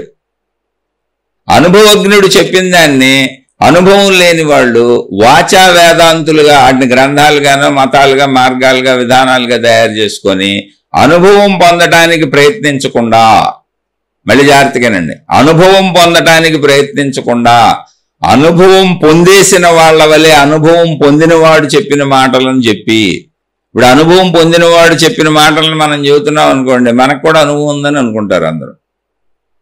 నాకు కామెంట్లో పెడతా ఉంటాడు పాపం ఎవరో ఒక ఆయన, అయ్యా మీరు జీవన్ముక్తులు అని. నేను కాదు ముర్రు అని నేనే చెబుతున్నా, కానీ ఆయనకి నా మాటలు విని అలా అనిపిస్తుంది. కానీ ఈ మాటలు ఎవరయ్యే? నేను చెప్పే మాటలు అనుభవం పొందిన వాళ్ళే. నేను అనుభవం పొందలా, అనుభవం పొందిన వాళ్ళ మాటలు నేను చెబుతున్నా. అప్పుడు మీకేమనిపిస్తుంది? అబ్బో అనుభవం పొంది ఉండకపోతే ఈ మాటలు చెప్పలేరు అనిపిస్తుంది. కాదు, ఈ మాటలు ఇంతకుముందు అనుభవం పొందిన వాళ్ళు చెప్పారు. అవి గ్రంథాలైనవి, అవి ఉపన్యాసాలైనవి, వాటిని ప్రచారంలోకి తెచ్చారు. వాటిని నేను చెబుతున్నా. నేను మీకు అనుభవం పొందిన వాళ్ళ కనపడతా ఉంటాను. అందుకని కొంతమంది మీరు జీవన్ముక్తులేనో ఏదో పెడతా ఉంటారు. నేను కాదని చెబుతానే ఉంటా, కానీ వాళ్ళకి అనిపిస్తూ ఉంటుంది. అలా కొంతమంది ఏమయ్యారంటే మతాలు మార్గాలు ఏర్పరిచారు. వీళ్ళు అనుభవాలు పొందిన వాళ్ళు కాదు, అనుభవం పొందిన ఆయన చెప్పినటువంటి పేరు మీద ఆయన చెప్పినటువంటి మాటల్ని గ్రంథాలుగా మార్గాలుగా విధానాలుగా పద్ధతులుగా తయారు చేసుకొని అదే మాటల్ని వీళ్ళు రిపీట్ చేస్తూ తిరుగుతుంటే వీళ్ళకి అదంతా తెలుసు కాబోలని సామాన్యులు అనుకుంటున్నారు. మీరు నా కామెంట్స్లోకి వెళ్ళి చూసుకోండి కావాలంటే. నాకు తెలియదు, నేను సామాన్యుడిని ప్రతి శీర్షికలోని చెబుతున్నా, కానీ మీరు నా కామెంట్లోకి వెళ్ళి చూడండి, ఒకళ్ళో ఇద్దరో ముగ్గురో బాబు మీరు జీవన్ముక్తులని ఒక ఆయన పెడతానే ఉంటాడు. నేను ఆయన ఏం తప్పు పట్టట్లా, ఆయనకి అలా అనిపిస్తుంది. పోనీ ఆయన అనుకుంటే అనుకోని, ఎందుకంటే నేను జీవన్ముక్తుడిని కాదు, నేను చెబుతున్నవి జీవన్ముక్తులు చెప్పిన మాటలు. ఆయన మీరు జీవన్ముక్తులు అన్నప్పుడు నేను ఎలా తీసుకున్నానంటే, ఓహో ఈ విషయం ఈయనకి బాగానే అర్థమైంది అనమాట అని తీసుకున్నాను. ఎందుకని అది నాది కాదుగా, జీవన్ముక్తులు చెప్పిన మాటలు నేను చెప్పా. నేను జీవన్ముక్తుడని నేను అనుకోవట్లేదు, అందుకని నేను సామాన్యుడిని ఎప్పుడు చెబుతాను. కానీ ఆయన మీరు జీవన్ముక్తులని నన్ను ఎందుకు అంటున్నాడంటే, నేను చెప్పిన మాటలు ఎవరి మాటలు ఆయనకు తెలీదు, ఆయన నా నోట్లోంచి అంటున్నాడు ఆయన. అందుకని నేను జీవన్ముక్తుడని ఆయన అనుకుంటున్నాడు. ఆయన నేను చెప్పిన ఎవరి మాటలు అంటే, ఇంతకుముందు జీవన్ముక్తులైనటువంటి వాళ్ళ మాటలు నేను పుస్తకాల ద్వారా ఉపన్యాసాల ద్వారా అనేక రకాలుగా తెలుసుకొని విని మీతో పంచుకుంటున్నాను. అంటే నేను ఎందుకు పంచుకుంటున్నాను, నన్ను గొప్పవాడిని చేసుకుందామని కాదు. నేను ఆధ్యాత్మిక చదువుకుంటూ, ఆ చదువుకుంటుంది ఎవరైనా నా బోటోళ్ళు ఎవరైనా ప్రయత్నిస్తున్న వాళ్ళు ఉంటే వాళ్ళకు కూడా అర్థమవుతుంది. వాళ్ళ సందేహాలు ఏమన్నా ఉంటే మళ్ళీ నన్ను అడుగుతారు, మళ్ళీ ఆ సందేహాల కోసం నేను ప్రయత్నించుకుంటాను. అలా నా చదువు ముందుకు సాగుద్ది. ఎందుకంటే ఆధ్యాత్మిక చదువుకి స్కూల్స్ లేవు అని నేను ఇలా చెబుతున్నా. మళ్ళీ దీన్ని ఒక సంస్థ పెట్టి, ఒక ఫోటో వేసి, ఒక మార్గం వేసి, ఒక గురువు అయిపోయి, ఒక మహాత్ముడు అయిపోయి పెట్టామనుకో, మళ్ళీ నాకు అది వచ్చేసిందని చెప్పాలి. ఇప్పుడు నేను పొందేశాను. ఎందుకంటే నా సంస్థ ఉంటుంది, దాన్ని డెవలప్ చేసుకోవాలి, దానికి డబ్బులు కావాలి. ఆ సంస్థలో అనేకం కట్టడాలు అయ్యో కట్టేస్తాం, వాటిని మెయింటైన్ చేసేవాళ్ళు కావాలి, వాటికి సమూహం కావాలి, జనం కావాలి, నిత్యం జనం కావాలి, నిత్యం డబ్బులు కావాలి. అంటే ఇప్పుడు అక్కడ మహిమలు మాయలు అద్దాలి. లేకపోతే నిత్యం జనం రారుగా, నిత్యం జనం రాకపోతే నిత్యం డబ్బులు రావుగా. అందుకని ఈ గొడవ అంతా ఎందుకని, అసలు నా మొహం చూపించకుండా, నా పేరు చూపించకుండా మీరు నన్ను ఎన్నన్నా నేను సామాన్యుడిని అని చివరి రోజు వరకు చెబుతానే ఉంటా.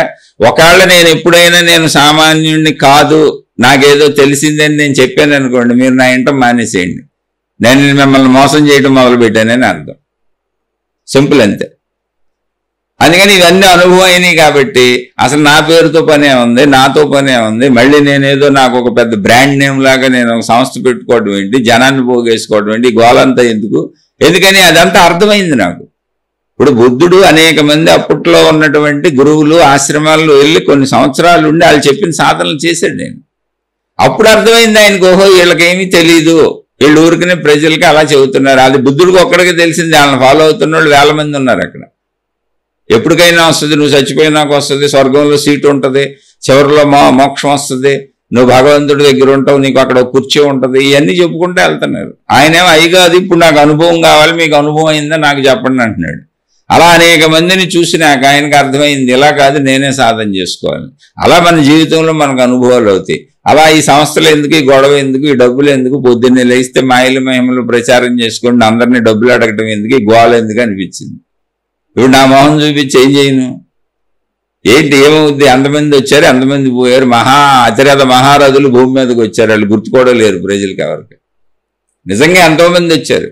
ఇప్పుడు శంకరాచార్యుల వారు వచ్చారు, రామానుజాచార్యుల వారు వచ్చారు, మధ్వాచార్యుల వారు వచ్చారు, ఎంతో మంది పేర్లు ఉన్నాయండి. మన వాళ్ళ ఊహాత్మక చిత్రాలు తప్ప ఒరిజినల్గా వాళ్ళ ఫోటో కానీ వాళ్ళు కానీ మనకు తెలుసా? వాళ్ళని అనుసరించే వాళ్ళు ఎంతమంది? అతి కొద్ది మంది. ఆ సంస్థలో శంకరాచార్యుల వారు స్థాపించిన పీఠ పరంపరను అనుసరించేవాళ్ళు తప్ప మళ్ళీ ఆయన ఎవరు పట్టించుకోరు, ఎవరో కొద్దిమంది. మొత్తం ప్రపంచం తీసుకుంటుందా? చిత్రాలు కూడా ఊహాత్మక చిత్రాలు. అలా రామానుజాచార్యుల వారు స్థాపించిన పీఠాలు, మధ్వాచార్యుల వారు స్థాపించిన పీఠాలు, ఆ పరంపరలో సాగేవాళ్ళు తప్ప వాళ్ళ జోలిని ఎవరు పట్టించుకోరు. నేను వాళ్ళని తక్కువ చేయట్లా. ఇలా అన్ని మతాల్లో ఎంతో మంది పాపం జీవన్ముక్తిని పొందిన వాళ్ళు వచ్చారు. వాళ్ళ పేరు మీద అవన్నీ ఉపయోగించబడుతూ ముందుకు పోతున్నాయి తప్ప దాన్ని పొందుతున్న వాళ్ళు లేరు. మళ్ళీ ఎవరు ఎందుకు లేరు అంటే వాచా వేదాంతం వినటమే వచ్చేసింది అనుకుంటున్నాం. కాదు, కానీ కాదు. అనుభవం పొందిన వాడికి సర్వము ఒకటే అనే భావన కలుగుతుంది. ఆ భావన వ్యక్తీకరించబడుతుంది.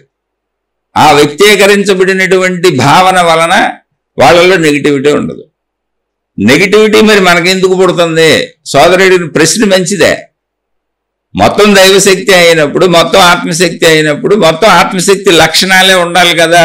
అంటే మొత్తం ఒకటే అని తెలిసిన వాళ్ళ దగ్గర ఆ లక్షణాలు ఉన్నాయి తల్లి, ఆ లక్షణాలు ఉన్నాయి తండ్రి. ఎవరి దగ్గర లేవు? నీకు నాకు తెలియదు కదా. మనం వాళ్ళు చెప్పింది ఏంటన్నా మనకు అనుభవం లేదు కదా. మనం ఆ గ్రంథాల్లో చెప్పినవి అన్నాం, ఆ పుస్తకాల్లో చెప్పినవి అన్నాం, ఆ మాటల్లో చెప్పినవి అన్నాం. మొత్తం ఒకటే అని అనుకోవట్లేదు కదా. ఇప్పుడు నెగిటివ్గా ప్రవర్తించేది ఎవరు? మనమే కదా. ఇప్పుడు నేను, నా సుఖం, నా శరీరం. నాకు కావాల్సిన వాటి కోసం నేను ప్రయత్నించుకుంటా, నీ గొడవ నాకెందుకు, అవసరమైతే నీ దగ్గర లాక్కుంటా. అది తల్లి తండ్రి అన్నదమ్ములు అక్క చెల్లెళ్ళు ఒకళ్ళ కుటుంబ సంబంధ బాంధవ్యాలలో ఉన్న మనుషులైనా ఒకళ్ళొకళ్ళు వ్యతిరేకించుకుంటూనే ఉంటారు, ఎంత దగ్గర రిలేషన్ అయినా. కారణం ఏంటి? నేను శరీరము, నా ఆకలి నాకు తెలుస్తుంది, నా బాధ నాకు తెలుస్తుంది, నా నొప్పి నాకు తెలుస్తుంది, నా సుఖం నాకు తెలుస్తుంది. నేను ఈ శరీరమే. నేను అనంతము ఆత్మశక్తి నేను తెలుసుకుంటే నువ్వు నిజంగా అనంతమే, ఆత్మశక్తివే. కానీ నువ్వు అనుకోవట్లేదుగా, ప్రాబ్లం అది. నెగిటివిటీ ఎక్కడ పుట్టింది అంటే నీలో నువ్వు పుట్టించుకుంటున్నావు.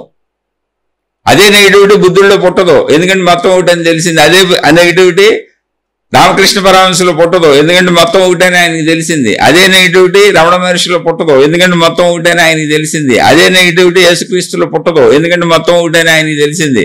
అదే నెగిటివిటీ మహమ్మద్ ప్రవక్తలో పుట్టదు, ఎందుకంటే మొత్తం ఒకటైనా ఆయనకి తెలిసింది. అదే నెగిటివిటీ గురునానక్లో పుట్టదు, మొత్తం ఒకటైనా ఆయనకి తెలిసింది. ఇలా ఎంతో మంది ఉన్నారు, వాళ్ళలో పుట్టదు. వాళ్ళ పేర్ల మీద మతాలు పెట్టుకున్నాం మనం. వాళ్ళు చెప్పిన మాటలను మనం చెబుతూ తిరుగుతున్నాం, మనకు తెలిసినట్టు వచ్చేసినట్టు. అప్పుడు ఏమనుకుంటున్నారు అన్నోళ్ళు, మనకొచ్చు అనుకొని మన లేటెస్ట్ గురువులుగా తయారు చేస్తున్నారు. ఇదేదో బాగుందని చెప్పి మన బొమ్మలు కూడా వేస్తున్నారు కదా, ఆ దేవుడు పక్కనే మన బొమ్మ మళ్ళీ అని చెప్పి మన బొమ్మలు ఏది సూపర్గా ఉందని. ఎందుకని? నా గుర్తింపు, నా ఇంపార్టెన్స్, నా అహంకారం, నేనేగా, నా శరీర భావనగా నా బొమ్మ పెడితే ఎంత బాగుంటుంది, అబ్బబ్బా నన్ను దేవుణ్ణి చేస్తే ఇంకెంత బాగుంటుంది, నాకు దైవ పూజలు చేస్తే ఇంకెంత బాగుంటుంది, అబ్బబ్బబ్బా నన్ను దేవుళ్ళేగానే ఆరాధిస్తేనా, అంతకంటే హైయెస్టే ఉంది అసలు మనిషికి. సకలం వచ్చేసినట్టే కదా నా పాదాల దగ్గరికి.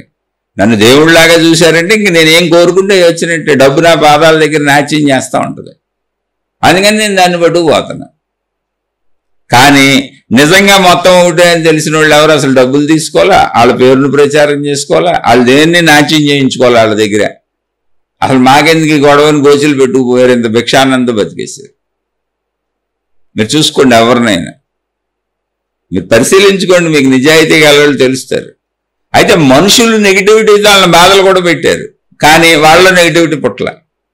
ఇప్పుడు యేసుక్రీస్తుని సెలవేస్తున్నప్పుడు వేయించిన వాళ్ళు ఎవరు? అప్పుడున్న దొంగ గురువులు అనాలి. వాళ్ళే అది అప్పుడున్న దొంగ గురువులు. ఎందుకని? ఆయన నిజంగా నిజం చెబుతున్నారు, వీళ్ళ దగ్గర ఆ నిజం లేదు. ఇప్పుడు అవన్నీ బయటపడిపోతే వీళ్ళంతా దొంగలని వెళ్ళిపోద్ది, వీళ్ళ దుకాణాలన్నీ మూసేసుకోవాలి. కాబట్టి ఏం చేయాలి? ఆయన్నే మూసేస్తే సరిపోద్దిగా, యేసుక్రీస్తు అని ఆయన్ని లేకుండా చేస్తే సరిపోద్దిగా. ఆ ప్లాన్ చేశారు.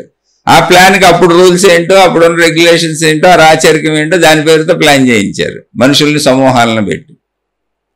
ఓకే, అంత బాగానే ఉంది. ఆయన అరెస్ట్ చేశారు, ఆయన సెలవేస్తున్నారు.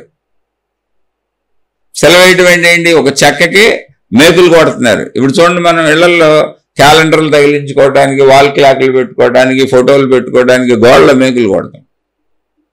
అలా ఆయన్ని ఒక చెక్కకే ఆయన చేతుల్లోంచి మేకులు దింపి, కాళ్ళల్లోంచి మేకులు దింపి కొట్టి చెక్కకి ఏలాడ తీశారు. అది సులువు వేయటం. అప్పుడు శిక్షలయ్యి చంపరో అలా కొట్టేసి ఆ బల్లెంతో 4-5 పోట్లు పొడిసేసి రక్తం కారిపోతా ఉంటే అలా ఏలాడ తీసి వెళ్ళిపోతారు.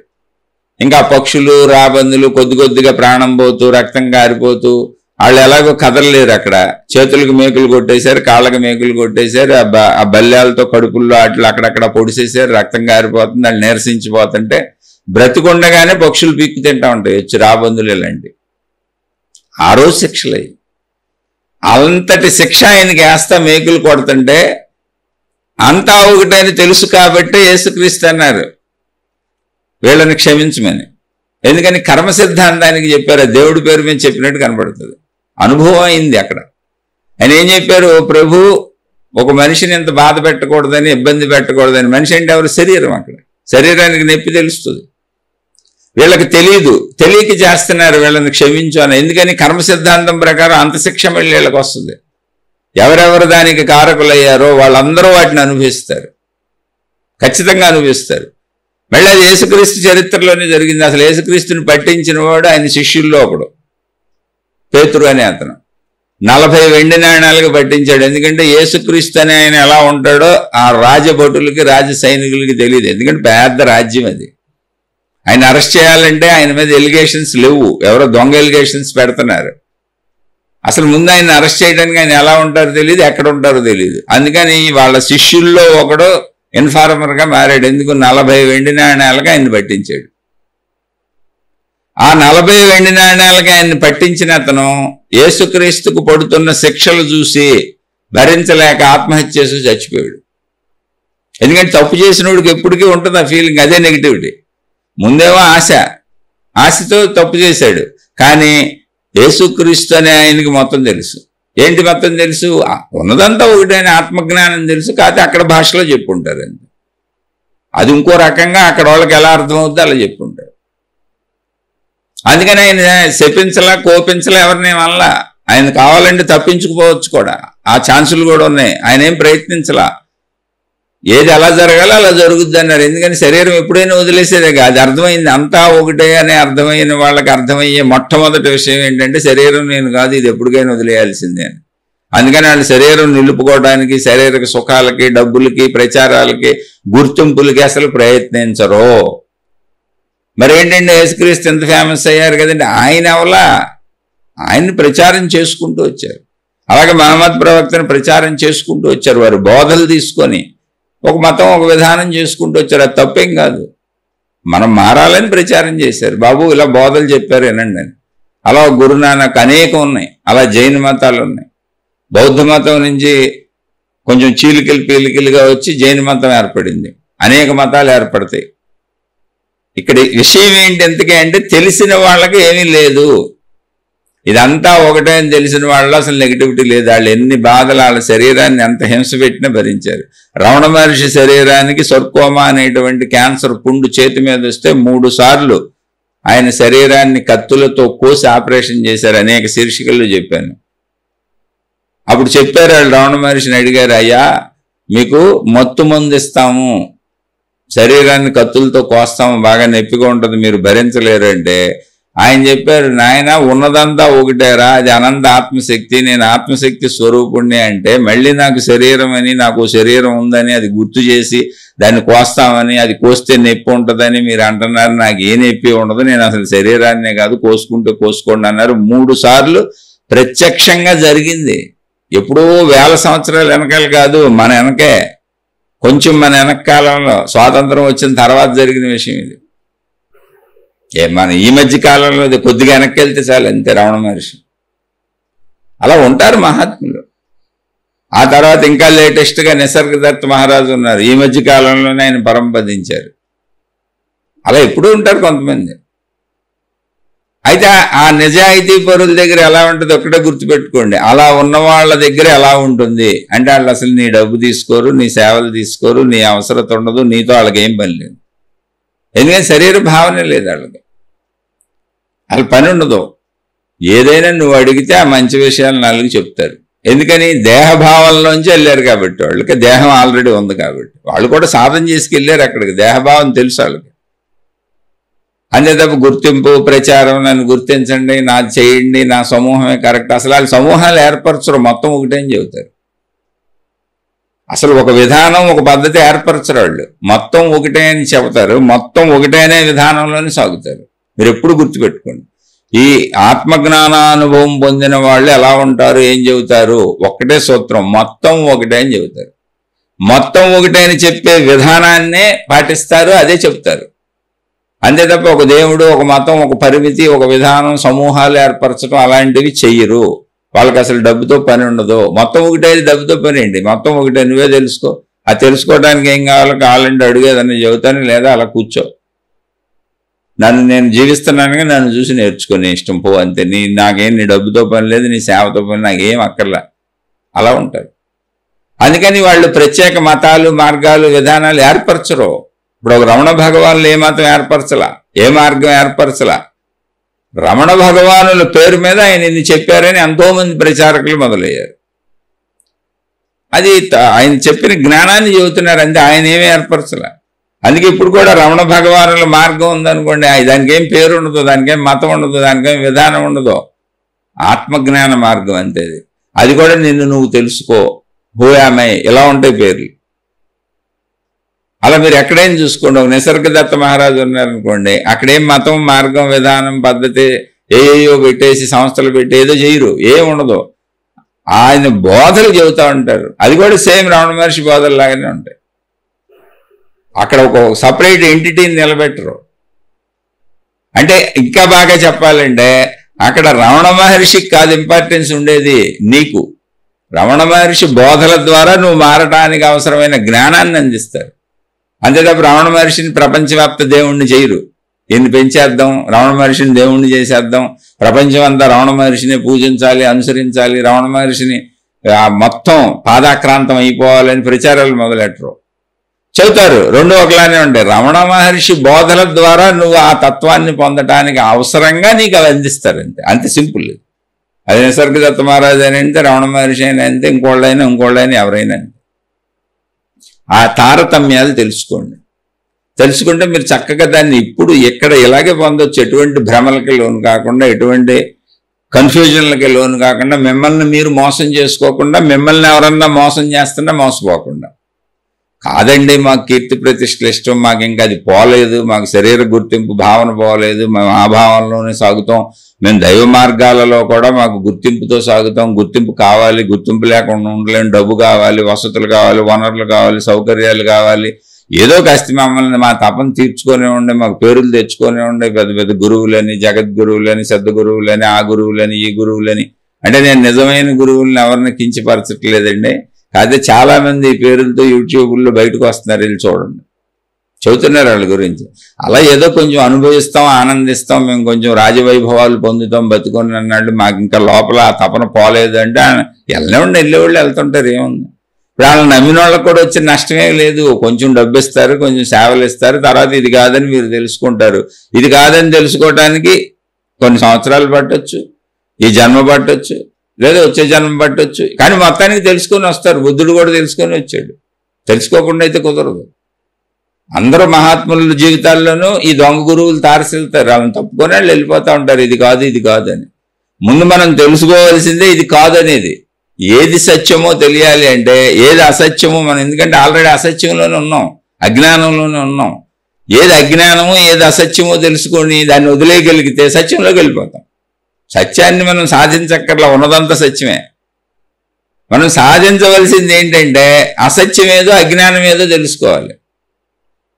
మనకు అడ్డుపడేదాన్ని మనం తొలగించుకోవాలి, అదే నెగిటివిటీ. అందుకని సోదరు అడిగిన దాంట్లో నెగిటివిటీ ఎందుకు పుట్టిందంటే అసలు నెగిటివిటీ లేదు ఇక్కడ. కానీ నువ్వు నేను అనుకుంటాంగా మన ఇద్దరం. నేను దేవుణ్ణని నేను అనుకోవట్లే, ఈ శరీర పరిమితం నేను అనుకుంటున్నా. మొత్తం సృష్టిలో ఉన్న అందరూ ఒకటే, అన్నీ ఒకటే నేను అనుకోవట్లా. నాకు నా శరీరానికి, నా ఆకలికి, నా ఇల్లు, నా గొడవ, నా కుటుంబం నాదని నేను అనుకుంటున్నా, మీరు అనుకుంటున్నారు, ఇంటినోళ్ళు అనుకుంటున్నారు, అందరూ అనుకుంటున్నారు. కాబట్టి నెగిటివిటీ ఇప్పుడు ఎక్కడ పుట్టిందని మనమే పుట్టించాం. అనుకుంటున్న వాళ్ళు నెగిటివిటీ లేదు, అసలు మొత్తం ఒకటే అంటున్న వాళ్ళు నెగిటివిటీనే లేదు. కాబట్టి నెగిటివిటీ పుట్టించింది ఎవరంటే మనమే. నెగిటివిటీ ఎందుకు పుట్టిందంటే మనం పుట్టించాం, మన భ్రమలో, మన అజ్ఞానంలో, మన కల్పనలో, మన శరీర భావంలో, పరిమిత భావంలో. మనం ఈ అజ్ఞానం నుంచి, పరిమిత భావం నుంచి మనం అనంత భావానికి చేరుకోవడమే ఆధ్యాత్మిక చదువు. అది ఆల్రెడీ అక్కడే ఉందే, నువ్వు కొత్తగా సాధించేది కాదు. నువ్వు ఆల్రెడీ ఉన్నదంతా అనంత ఆత్మశక్తే, ఉన్నదంతా దైవత్వమే. కానీ నేను మనిషిని అనుకుంటున్నానే. అందుకని నెగిటివిటీకి కారణం ఎవరంటే మనం. నెగిటివిటీ ఎందుకు పుట్టింది, మొత్తం దైవత్వమే ఉండాలి కదా అంటే దైవత్వాన్ని నేను ఉంచుకోవట్లేదు కదా, నేను స్వార్థాన్ని ఉంచుకుంటున్నా.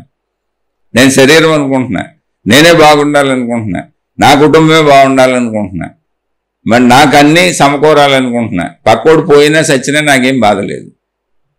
మరి మనం ఇలా అనుకుంటున్నప్పుడు నిజంగా దైవత్వం ఉన్న మనుషులే మనం. ఎందుకని మనలో ఉన్న ప్రాణశక్తి దైవత్వం. ఆ ప్రాణశక్తి పోతే మనం లేము, ఆ విషయం మన అందరికీ తెలుసు. కానీ మనం దాన్ని ఎల్లంగా, ఆ వైపు ఎల్లంగా, నాకు శరీరం అన్నదే కావాలిగా, ఆ శరీర భావనేగా. కాబట్టి నెగిటివిటీ ఎందుకు పుట్టింది, ఎలా వచ్చింది అంటే మన అజ్ఞానంలో, మన భ్రమలో, మన పరిమిత భావనలో, నేను శరీరం అనుకునేటువంటి మన సొంత స్పృహలో మనం కల్పించుకున్న మన సొంత సృష్టిలో అజ్ఞానం ఉంది. ఒరిజినల్ సృష్టిలో అజ్ఞానం లేదు. అందుకే గాలి అందరికీ ఒకటే, ఒరిజినల్ మొత్తం ఒకటే అన్న సృష్టిలో చూడండి. సూర్యుడు అందరికీ ఒకటే, గాలి అందరికీ ఒకటే, పంచభూతాలు అందరికీ ఒకటే, ఆహార పదార్థాలు అన్ని జీవులకి దొరికేలా సృష్టి ఏర్పాటు చేసింది. ఎందుకని అంతా ఒకటే. దానికి చెవ ఎంత మనం అంతే, దానికి చెవకేం జరుగుద్దో మనకైతే జరుగుద్ది, చెవకేం దొరుకుతాయో అలా మనకి అన్నీ దొరుకుతాయి. మీరు విశ్వవ్యాప్తంగా వైడ్గా మొత్తంగా సృష్టిని చూడండి, మిమ్మల్ని మర్చిపోయి సృష్టి సర్వానికి సర్వం సమకూర్చింది. ఎందుకని అదంతా ఒకటే కాబట్టి, అదంతా ఆత్మశక్తే కాబట్టి, అంతా ఒకటే అనే విషయం దానికి కూడా తెలుసు కాబట్టి. అంతా ఒకటే అన్న విషయం మొత్తం సృష్టి శక్తికి తెలుసు, ఆకాశ శక్తికి తెలుసు, తనలోనే ఏర్పడింది సృష్టి అంతా అని దానికి తెలుసు కాబట్టి తనలో తనకు ఏర్పడిన సమస్తానికి తానే అన్ని ఏర్పాటు చేసి తనను తాను అలా నిలబెట్టుకొని తన శక్తితో తానే నిలబడుతుంది ఏకంగా. కానీ అది మనకు తెలియదుగా. ఆ విషయం తెలుసుకున్న మహానుభావులు కూడా అలా ఏకత్వ భావంలోనే ఉన్నారు. కానీ మనమేమనుకుంటున్నాం, అసలు సృష్టితో నాకు సంబంధం లేదనుకుంటున్నాం, నేను వేరు. ఇలా వేరు అనుకుంది ఎవరు? మనం సొంత సృష్టి తయారు చేసుకున్నాం. అదొక భ్రమ, అదొక కల్పన. ఎండమావుల్లో నీళ్లు తాగుదాం అనుకున్నట్టుగా ఈ శరీరంతో శాశ్వతంగా ఏదో సుఖపడిపోదాం, హాయిగా ఉండిపోదాం, సుఖంగా ఉండిపోదాం, నిరంతర సుఖాలు పొందేద్దామని విశ్వ ప్రయత్నం చేస్తున్నాం. ఎండమావుల్లో నీళ్లు దొరకవు అన్నది ఎంత నిజమో, ఈ శరీరంలో శాశ్వతత్వం దొరకదో అనేది అంతే నిజం. ఇది విషయం అర్థం అవడానికి టైం పట్టుద్ది. అందుకని నెగిటివిటీ వచ్చింది. ఆ నెగిటివిటీకి కారణం ఎవరయ్యా అంటే మన సృష్టి. అంటే ఉన్న సృష్టిని గమనించకుండా సొంత సృష్టి చేసుకుంటున్నాం మనం. సొంత సృష్టి చేయడం మానేస్తే ఉన్న సృష్టి ఉన్నట్టు చూడండి, సూర్యుడు అందరికీ సమానం కదా. అంటే ఏంటి, ఇప్పుడు సూర్యుడికి అందరూ సమానం, అంతా ఒకటి అని తెలుసా తెలీదా? తెలుసు కాబట్టి అందరికీ సమానం. వాయువు అందరికీ సమానం కదా. అంటే ఏంటి, వాయువుకి సమస్తం ఒకటే అని తెలుసు కదా, కాబట్టి అందరికీ సమానం. పంచభూతాలు అన్నీ అంతేగా, నీరు భూమి అన్నీ అంతేగా. సర్వవ్యాపక ఆకాశంలోనే మొత్తం ఉంది. అసలు అంతా ఒకటే అని తెలిసిన సృష్టి అన్నిటికీ అన్నీ సమకూర్చిపెట్టింది, ఎందుకంటే అంతా ఒకటే కాబట్టి. కానీ మనకు పక్షపాతం ఉంటుంది, ఈర్ష్య ఉంటుంది, అసూయ ఉంటుంది, ద్వేషం ఉంటుంది, సమస్త చెడు గుణాలు ఉంటాయి. ఎందుకని అంటే నేనొక్కడనే ఒకటి, నేనొక్కదాన్నే ఒకటి, వీళ్ళందరూ వేరు వేరు అనే పరిమిత భావన, వేరు భావన. కాబట్టి వేరు భావన ఎవరికి ఉంది? మీకుంది. అంటే వెంటనే ఆడి ప్రశ్న అడిగిన వాళ్ళకు ఉంది, ప్రశ్న సమాధానం చెబుతున్న వాళ్ళు నాకుంది, మనందరికీ ఉంది. ఆ ఏకత్వ భావన పొందడానికి మనం ప్రయత్నిస్తున్నాం, చదువుకుంటున్నాం, ఈ ఆధ్యాత్మిక చదువు చెప్పుకుంటున్నాం. శరీర భావం నుంచి, మనోభావం నుంచి అనంత ఆత్మశక్తి భావనకి ప్రయాణించేటువంటి మార్గాన్ని వెతుక్కుంటున్నాం. ఆ వెతుకులాటలో నాబోటోడు చెప్పేవన్నీ ఇంతకుముందు జీవన్ముక్తులు చెప్పిన మాటలు, నా సొంత మాటలు కాదు. కాబట్టి నేను జీవన్ముక్తుడిని కాదు. పాపం ఆయన ఎవరో ఒక ఆయన పెడతా ఉంటాడు, పాపం ఆయన కూడా వింటాడు, ఇది ఆయన రెగ్యులర్గా అన్నీ విని పెడతాడు. ఆ పెడుతున్న ఆయన మంచి ఆయన, మీరు జీవన్ముక్తులని మీరు అంటున్నా అది నేను తీసుకోవట్లా. ఎవరి దగ్గర నేను ఈ మాటలు విన్నానో వాళ్ళకి చెందుతాయి. మీరు జీవన్ముక్తులు అంటుంది, నేను చెబుతున్న పదాలు ఎవరయ్యో వాళ్ళకి చెందుద్ది అంతే. మీ నమస్కారం నేను చెబుతున్న పదాలు ఎవరయ్యో వాళ్ళకి చెందుతాయి. అందుకని కొంతమంది నమస్కారాలు పెడతా ఉంటారు, ఏం చేయను, నాకు అక్కర్లా నమస్కారాలు. అయితే పెట్టండి, తప్పే ఉంది. ఎందుకంటే ఈ మాటలు చెప్పిన వాళ్ళు ఎవరో ఉన్నారుగా మహాత్ములు, జీవన్ముక్తులు, వాళ్ళ మాటలు కదా నేను చెప్పేది. మీ నమస్కారాలు వాళ్ళకే వెళ్ళిపోతాయి. ఈ జ్ఞానం ఎవరి సొంతమో, మీ నమస్కారాలు కానీ, మీ గౌరవాలు కానీ, మీ వినయాలు కానీ, మీ పొగడ్తలు కానీ, మీరు చెప్పేటువంటి, మీరు ఉపయోగించేటువంటి పదజాలం కానీ, కొంతమంది గురువు గారని పెడతా ఉంటారు. ఇవన్నీ ఎవరికి చెందుతాయి అంటే నిజంగా ఈ జ్ఞాన సంపదకి ఎవరు కారకులో వాళ్ళకి చెందుతాయి. తప్పే ఉంది అందులో. మధ్యలో ఒకవేళ నేనే అని నేను డబ్బా కొట్టుకున్నా నాకెందుకు చెందుతాయి? చందవు. ఒరిజినల్ ఎవరో వాళ్ళకి వెళ్ళిపోద్ది. డబ్బా కొట్టుకునే వాళ్ళు ఊరినే మధ్యలో వీళ్ళ ఫోటోలు, వీళ్ళ బోర్డులు పెడతారు, వాళ్ళకేం అవ్వదు, వాళ్ళకి రాదు. ఒరిజినల్ ఎవరో వాళ్ళకే వెళ్ళిపోద్ది. ఎవరు సొత్తు ఇది, ఆ సొత్తు ఉన్నోడికి వెళ్ళిపోద్ది. ఆ నమస్కారము, ఆ ఇదో, ఆ పుణ్యము అన్నీ వాళ్ళకే చెందుతాయి. అది ఆ నిజాన్ని నిజంగా చక్కగా చెబుతున్నాను నేను. ఏమండి నాకు చందవండి, నేను సామాన్యుండి అని నేను చక్కగా చెబుతున్నాను. ఎందుకని విన్నదాన్ని విన్నట్టు చెబుతున్నా అంతే. నేను తెలుసుకుందాన్ని తెలుసుకున్నట్టు చెబుతున్నాను. నేను ఎవరి దగ్గర తెలుసుకున్నా, సింపుల్ అంతే. ఇప్పుడైనా సరే మీరు గమనించండి, నేను ఎవరిని కించపరచాలని కాదు. పుట్టుకతో అందరం పసిబిడ్డలుగా పుట్టాం, ఎదుగుతూ వచ్చాం. ఎదుగుదలలో మనం తెలుసుకున్నవన్నీ ఎవరొకరి దగ్గరే కదండి. మీరు భౌతిక విషయాలు తెలుసుకోండి, ఆధ్యాత్మిక విషయాలు తెలుసుకోండి, ఎవరో ఒకళ్ళ దగ్గర తెలుసుకుంటేనేగా. అలా ఎదుగుతూ పుస్తకాలు చదువుకున్నారో, గురువులు వెనక తిరిగారో, గ్రంథాలు చదివారో, ఏదో ఒకటి చేసుకున్నారు. అప్పుడు అది మీ సొంతం ఎలా అవుద్ది? మీదెందుకైంది? మీకు ముందు తరాల వాళ్ళు అక్కడ అందించి వెళ్ళారు, వాళ్ళది కదా. మరి మీరెందుకు బోర్డులు వేసుకుంటున్నారు? మీరెందుకు బొమ్మలు పెట్టుకుంటున్నారు? మీరెందుకు గురువులు మహాత్ములండి ప్రసిద్ధి చెందిపోతున్నారు? మీరు చెబుతున్న జ్ఞానమే మీది కాదు కదా. అంటే దానికేం చెబుతున్నారు తెలుసా కొంతమంది? ఇంకా మంచి ఉద్దండులు తయారైపోయారు. నేను అనేది అంత భయంకరమైంది. నేను అనేటువంటి శరీర భావన ఎంత భయంకరమైందంటే చాలా మంది చూడండి డబ్బుల కోసం మనుషుల్ని చంపేస్తారు. ఆడి కోరికల కోసం ఆడవాళ్ళని ఎత్తుకెళ్ళి మానభంగాలు చేసేస్తారు. ఇది ఊరిని కోరిక కోసం ఎవరో ఆడపిల్లల పాపం ఎవరికన్నా కూతురు ఎవరి భార్యో ఎవరు ఎత్తుకుపోతాడు. దుర్మార్గం, రాక్షసత్వం, శరీర భావన అలా ఉంటుంది. ఇలా భౌతికంలో ఎన్ని చేస్తున్నారో మోసాలు, చిన్న చిన్న అబద్ధాలు మోసాల నుంచి మానభంగాలు, హత్యల వరకు శరీర భావనలు ఎన్ని జరుగుతున్నాయో ఆధ్యాత్మికతలో ఏకంగా దేవుళ్లే మాతో మాట్లాడుతున్నారని మొదలు పెడుతున్నారు. ఇప్పుడు ఈ జ్ఞానం నీకు ఎక్కడొచ్చిందని నేను చెప్పాగా. ఇప్పుడు నా జ్ఞానం ఎక్కడొచ్చింది? నా ముందోళ్ళు అందించారు. ఆ ముందోళ్ళు అందించిన పుస్తక రూపమో ఉపన్యాసాలు ఏదో అది చదువుకున్నాను, తెలుసుకున్నాను, చెబుతున్నాను. నేను కూడా ఆ మార్గంలో సాగాలనుకుంటున్నాను కాబట్టి నాకు ఆసక్తి కలిగి వెళ్తూ దాన్ని మీతో పంచుకుంటున్నాను. నేను సామాన్యుడిని. కానీ దేహభావనలో ఇప్పుడు ఆ గుర్తింపు నాకే తెచ్చుకోవాలి, నేను అలా దేవుణ్ణి అయిపోవాలి, గురువుని అయిపోవాలి, అదంతా నాకే చెందాలి, నన్ను అందరూ గుర్తించాలనేటువంటి ఒక కాంక్ష. చూడండి అక్కడ హత్యలు, మానభంగాలు ఎలా చేస్తున్నారో. వీళ్ళు ఏకంగా దేవుళ్ళు మాతో మాట్లాడుతున్నారు, దేవుళ్ళు మాకు చెబుతున్నారు, దేవుళ్ళు మీకు చెప్పమన్నారు. మరి మీకే ఎందుకు చెబుతున్నాను? మేము పవిత్రులం కాబట్టి మాకు చెబుతున్నారు. మీరు మా అంత పవిత్రతను పొందలేదు, సాధనలు చేయలేదు, మీరు అవి చేయలేదు, ఈ చేయలేదు, మాకు డబ్బులు చెల్లించండి, సేవలు చేయండి అని వాళ్ళు చెబుతారు. ఎంతటైనా దేహభావన ఎంతైనా చేస్తుంది, ఎంతైనా చేస్తుంది. ఇంకా అసలు ఇలాంటి కొన్ని ఉదాహరణలు చెబితే మీకు పిచ్చెక్కిపోతుంది. మొన్న ఎక్కడో వార్తల్లో చూశాను, తిరుమల తిరుపతి దేవస్థానంలో హుండీలో డబ్బులు లెక్క పెట్టే చోట మనుషులందరినీ అబ్జర్వేషన్ కెమెరాలు ఉంటాయి. లోపలికి వెళ్ళేటప్పుడు బయటకు వచ్చేటప్పుడు అందరినీ విజిలెన్స్ అధికారులు అక్కడ చాలా డిపార్ట్మెంట్లు చెక్ చేస్తారు. చెక్ చేయకుండా అసలు ఎవరిని పంపరు. ఒకడు ఎంతో జాగ్రత్తగా చెకింగ్ కూడా దొరకకుండా మల విసర్జన, మూత్ర విసర్జన చేసేటువంటి చోట ఒక ఆపరేషన్ చేయించుకుని ఒక కన్నం పెట్టించుకున్నాడంట. అక్కడ మీకు కావాలంటే మహా న్యూస్లో ఉంది, వెళ్ళి చూడండి. ఆశ్చర్యపోయాను అసలు. ఏంటి దేవుడి దగ్గర, దేవుడికి వేసిన డబ్బులు లెక్కించే చోట అందులో నోట్లు దాచుకొని వెళ్ళిపోతున్నాడండి. రోజుకి ఎన్నో వేల రూపాయలు, కోట్ల ఆస్తులు వాడు సంపాదించేశాడు. ఎప్పటి నుంచి వెళ్తున్నాడు? మలమూత్ర ద్వారాల మధ్య ఆపరేషన్ చేయించుకొని ఒక చిల్లు తయారు చేసుకున్నాడండి డబ్బులు దాచుకోవడానికి. చూడండి మనిషి అలా తయారవుతాడు. శరీర భావన, ధనకాంక్ష. ఎవరి డబ్బులు? దేవుడి డబ్బులు. భయం లేదు అసలు. దేవుడి డబ్బులు ఎత్తుకుపోతున్నానన్న భయం కూడా లేదు. అంటే ఏంటి?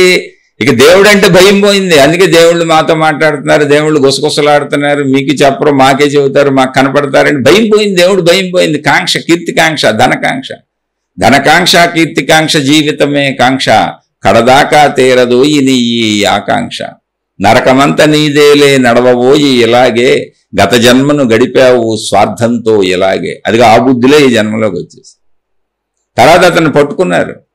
ఎక్కడో ఒక విజిలెన్స్ అధికారికి ఏదో ఒక నోటు పొరపాటున ఎప్పుడోకప్పుడు పాపం పండుద్దుగా.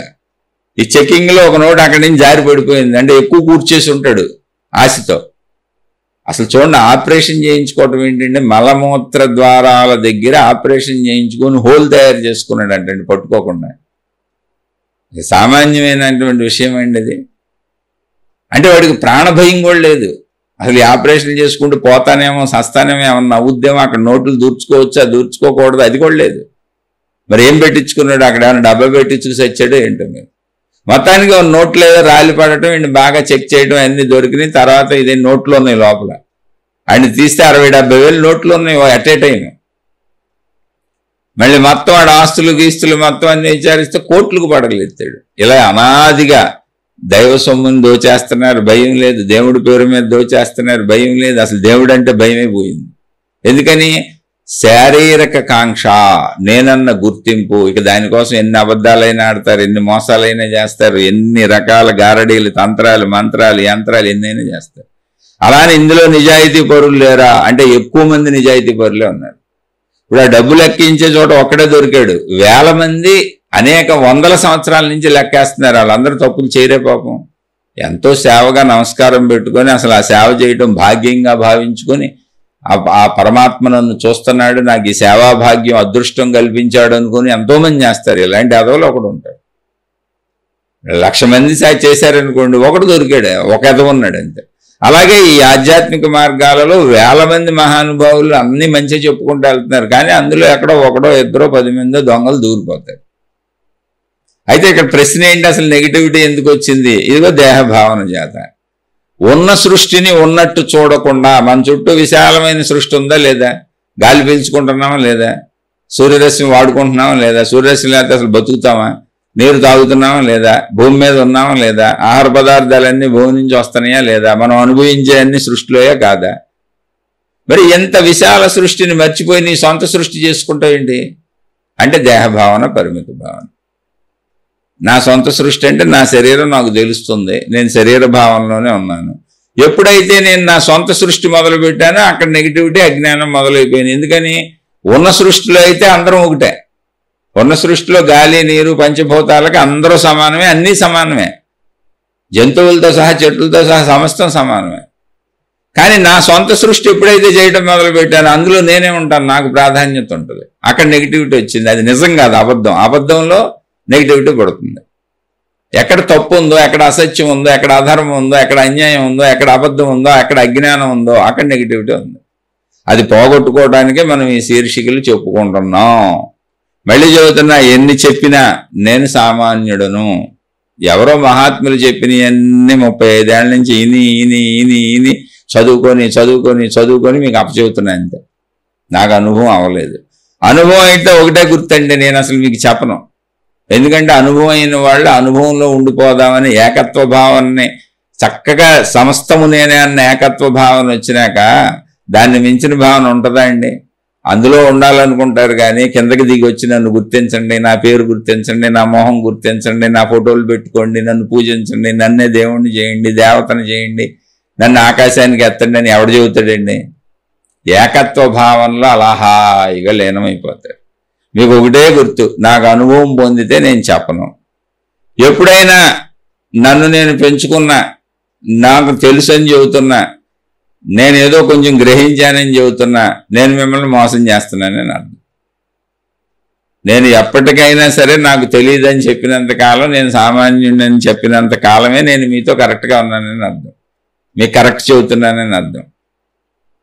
నాకు అర్థమైంది, నాకు తెలిసిందని చెప్పడం మొదలు పెట్టానా, నేను మిమ్మల్ని మోసం చేస్తున్నానని అర్థం. అయితే మోసం చేసే అవకాశం లేదు, చెయ్యను. ఎందుకనంటే నా మొహం చూపించను, నేనెవరో చెప్పను, మీ నుంచి తిరిగి ఏమి అడగను, అసలు మీరెవరో కూడా అడగను. ఇంకా మోసం ఎలా చేసుకుంటాం? మోసం చేయడానికి ఏముంటుందండి? ఒకటే డబ్బు, 2 కీర్తి. ఆ కీర్తి పెద్ద ఏముంది, పొగడ్తలేక అది పెద్ద విషయం కాదు. మోసం డబ్బు, లేదా స్త్రీ పురుష శారీరక సంబంధాలు, మోసం వీటిలోనే కుదురుద్ది. లేదా మీ చేత సేవలు చేయించుకోవటం, కాళ్ళు నొక్కించుకోవటం, ఇల్లు ఉడిపించుకోవటం, అవి తుడిపించుకోవటం, ఈ తుడిపించుకోవటం, అంటే నాకు లాభం వచ్చే పనులు చేయించుకోవటం. వీటికి అసలు మన మధ్య కమ్యూనికేషనే పెట్టుకోకపోతే నేను మిమ్మల్ని మోసం చేసే అవకాశం అసలు లేదు, మీరు నన్ను మోసం చేసే అవకాశం అసలు ఉండదు. కాబట్టి మనం ఇలా సాగిపోదాం. ఏంది, జ్ఞాన ప్రధానమే కదా, మనిషితో పెద్ద విషయమే ఉంది. మీకు అర్థమైతే చాలు, మీకు అర్థమయ్యేలా చెప్పగలిగితే చాలు. ఒకవేళ అర్థమయ్యేలా చెప్పలేకపోతే బోల్డ్ మంది మహాత్ములు అర్థమయ్యేలా చెబుతున్నారు, మీకు ఎక్కడ అర్థమైతే అక్కడ వాళ్ళని ఫాలో అవ్వండి. నేను సరిగ్గా చెప్పలేకపోతే నన్ను క్షమించి వదిలేయండి, నేను సామాన్యుడిని. ఒకవేళ మీకు అర్థమయ్యేలా చెబితే మీ జీవితంలో మీరు ఆచరించుకోండి. మీరెవరో నాకు చెప్పకండి, నేనెవరో మీకు చెప్పను, అసలు మనకు పనే లేదు. ఇక్కడ ఓన్లీ జ్ఞానంతోనే సంబంధం. జ్ఞాన సంబంధం ఉన్న చోట నేనెవరో మీకు తెలియదు, మీరెవరో నాకు తెలియని చోట డబ్బులు ఎందుకు వస్తాయి, సేవలు ఎందుకు వస్తాయి, గుర్తింపులు ఎందుకు వస్తాయి, అసలు రావు, మోసమే జరగదు.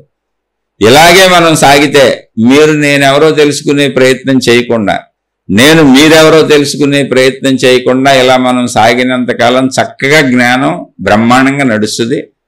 పొందేవాళ్ళు పొందేయచ్చు కూడా, నేను పొందేయచ్చు, మీరు పొందేయచ్చు. ఇంకంతే సింపుల్. అందుకని ఈ మార్గం ఎన్నుకున్నాను నేను. ఎవరో ఎవరిని మోసం చేసుకునే అవకాశం ఉండదు ఇక్కడ. శుభమస్తు. మీకు మీ కుటుంబ సభ్యులకు మేలు చేకూరుగాక.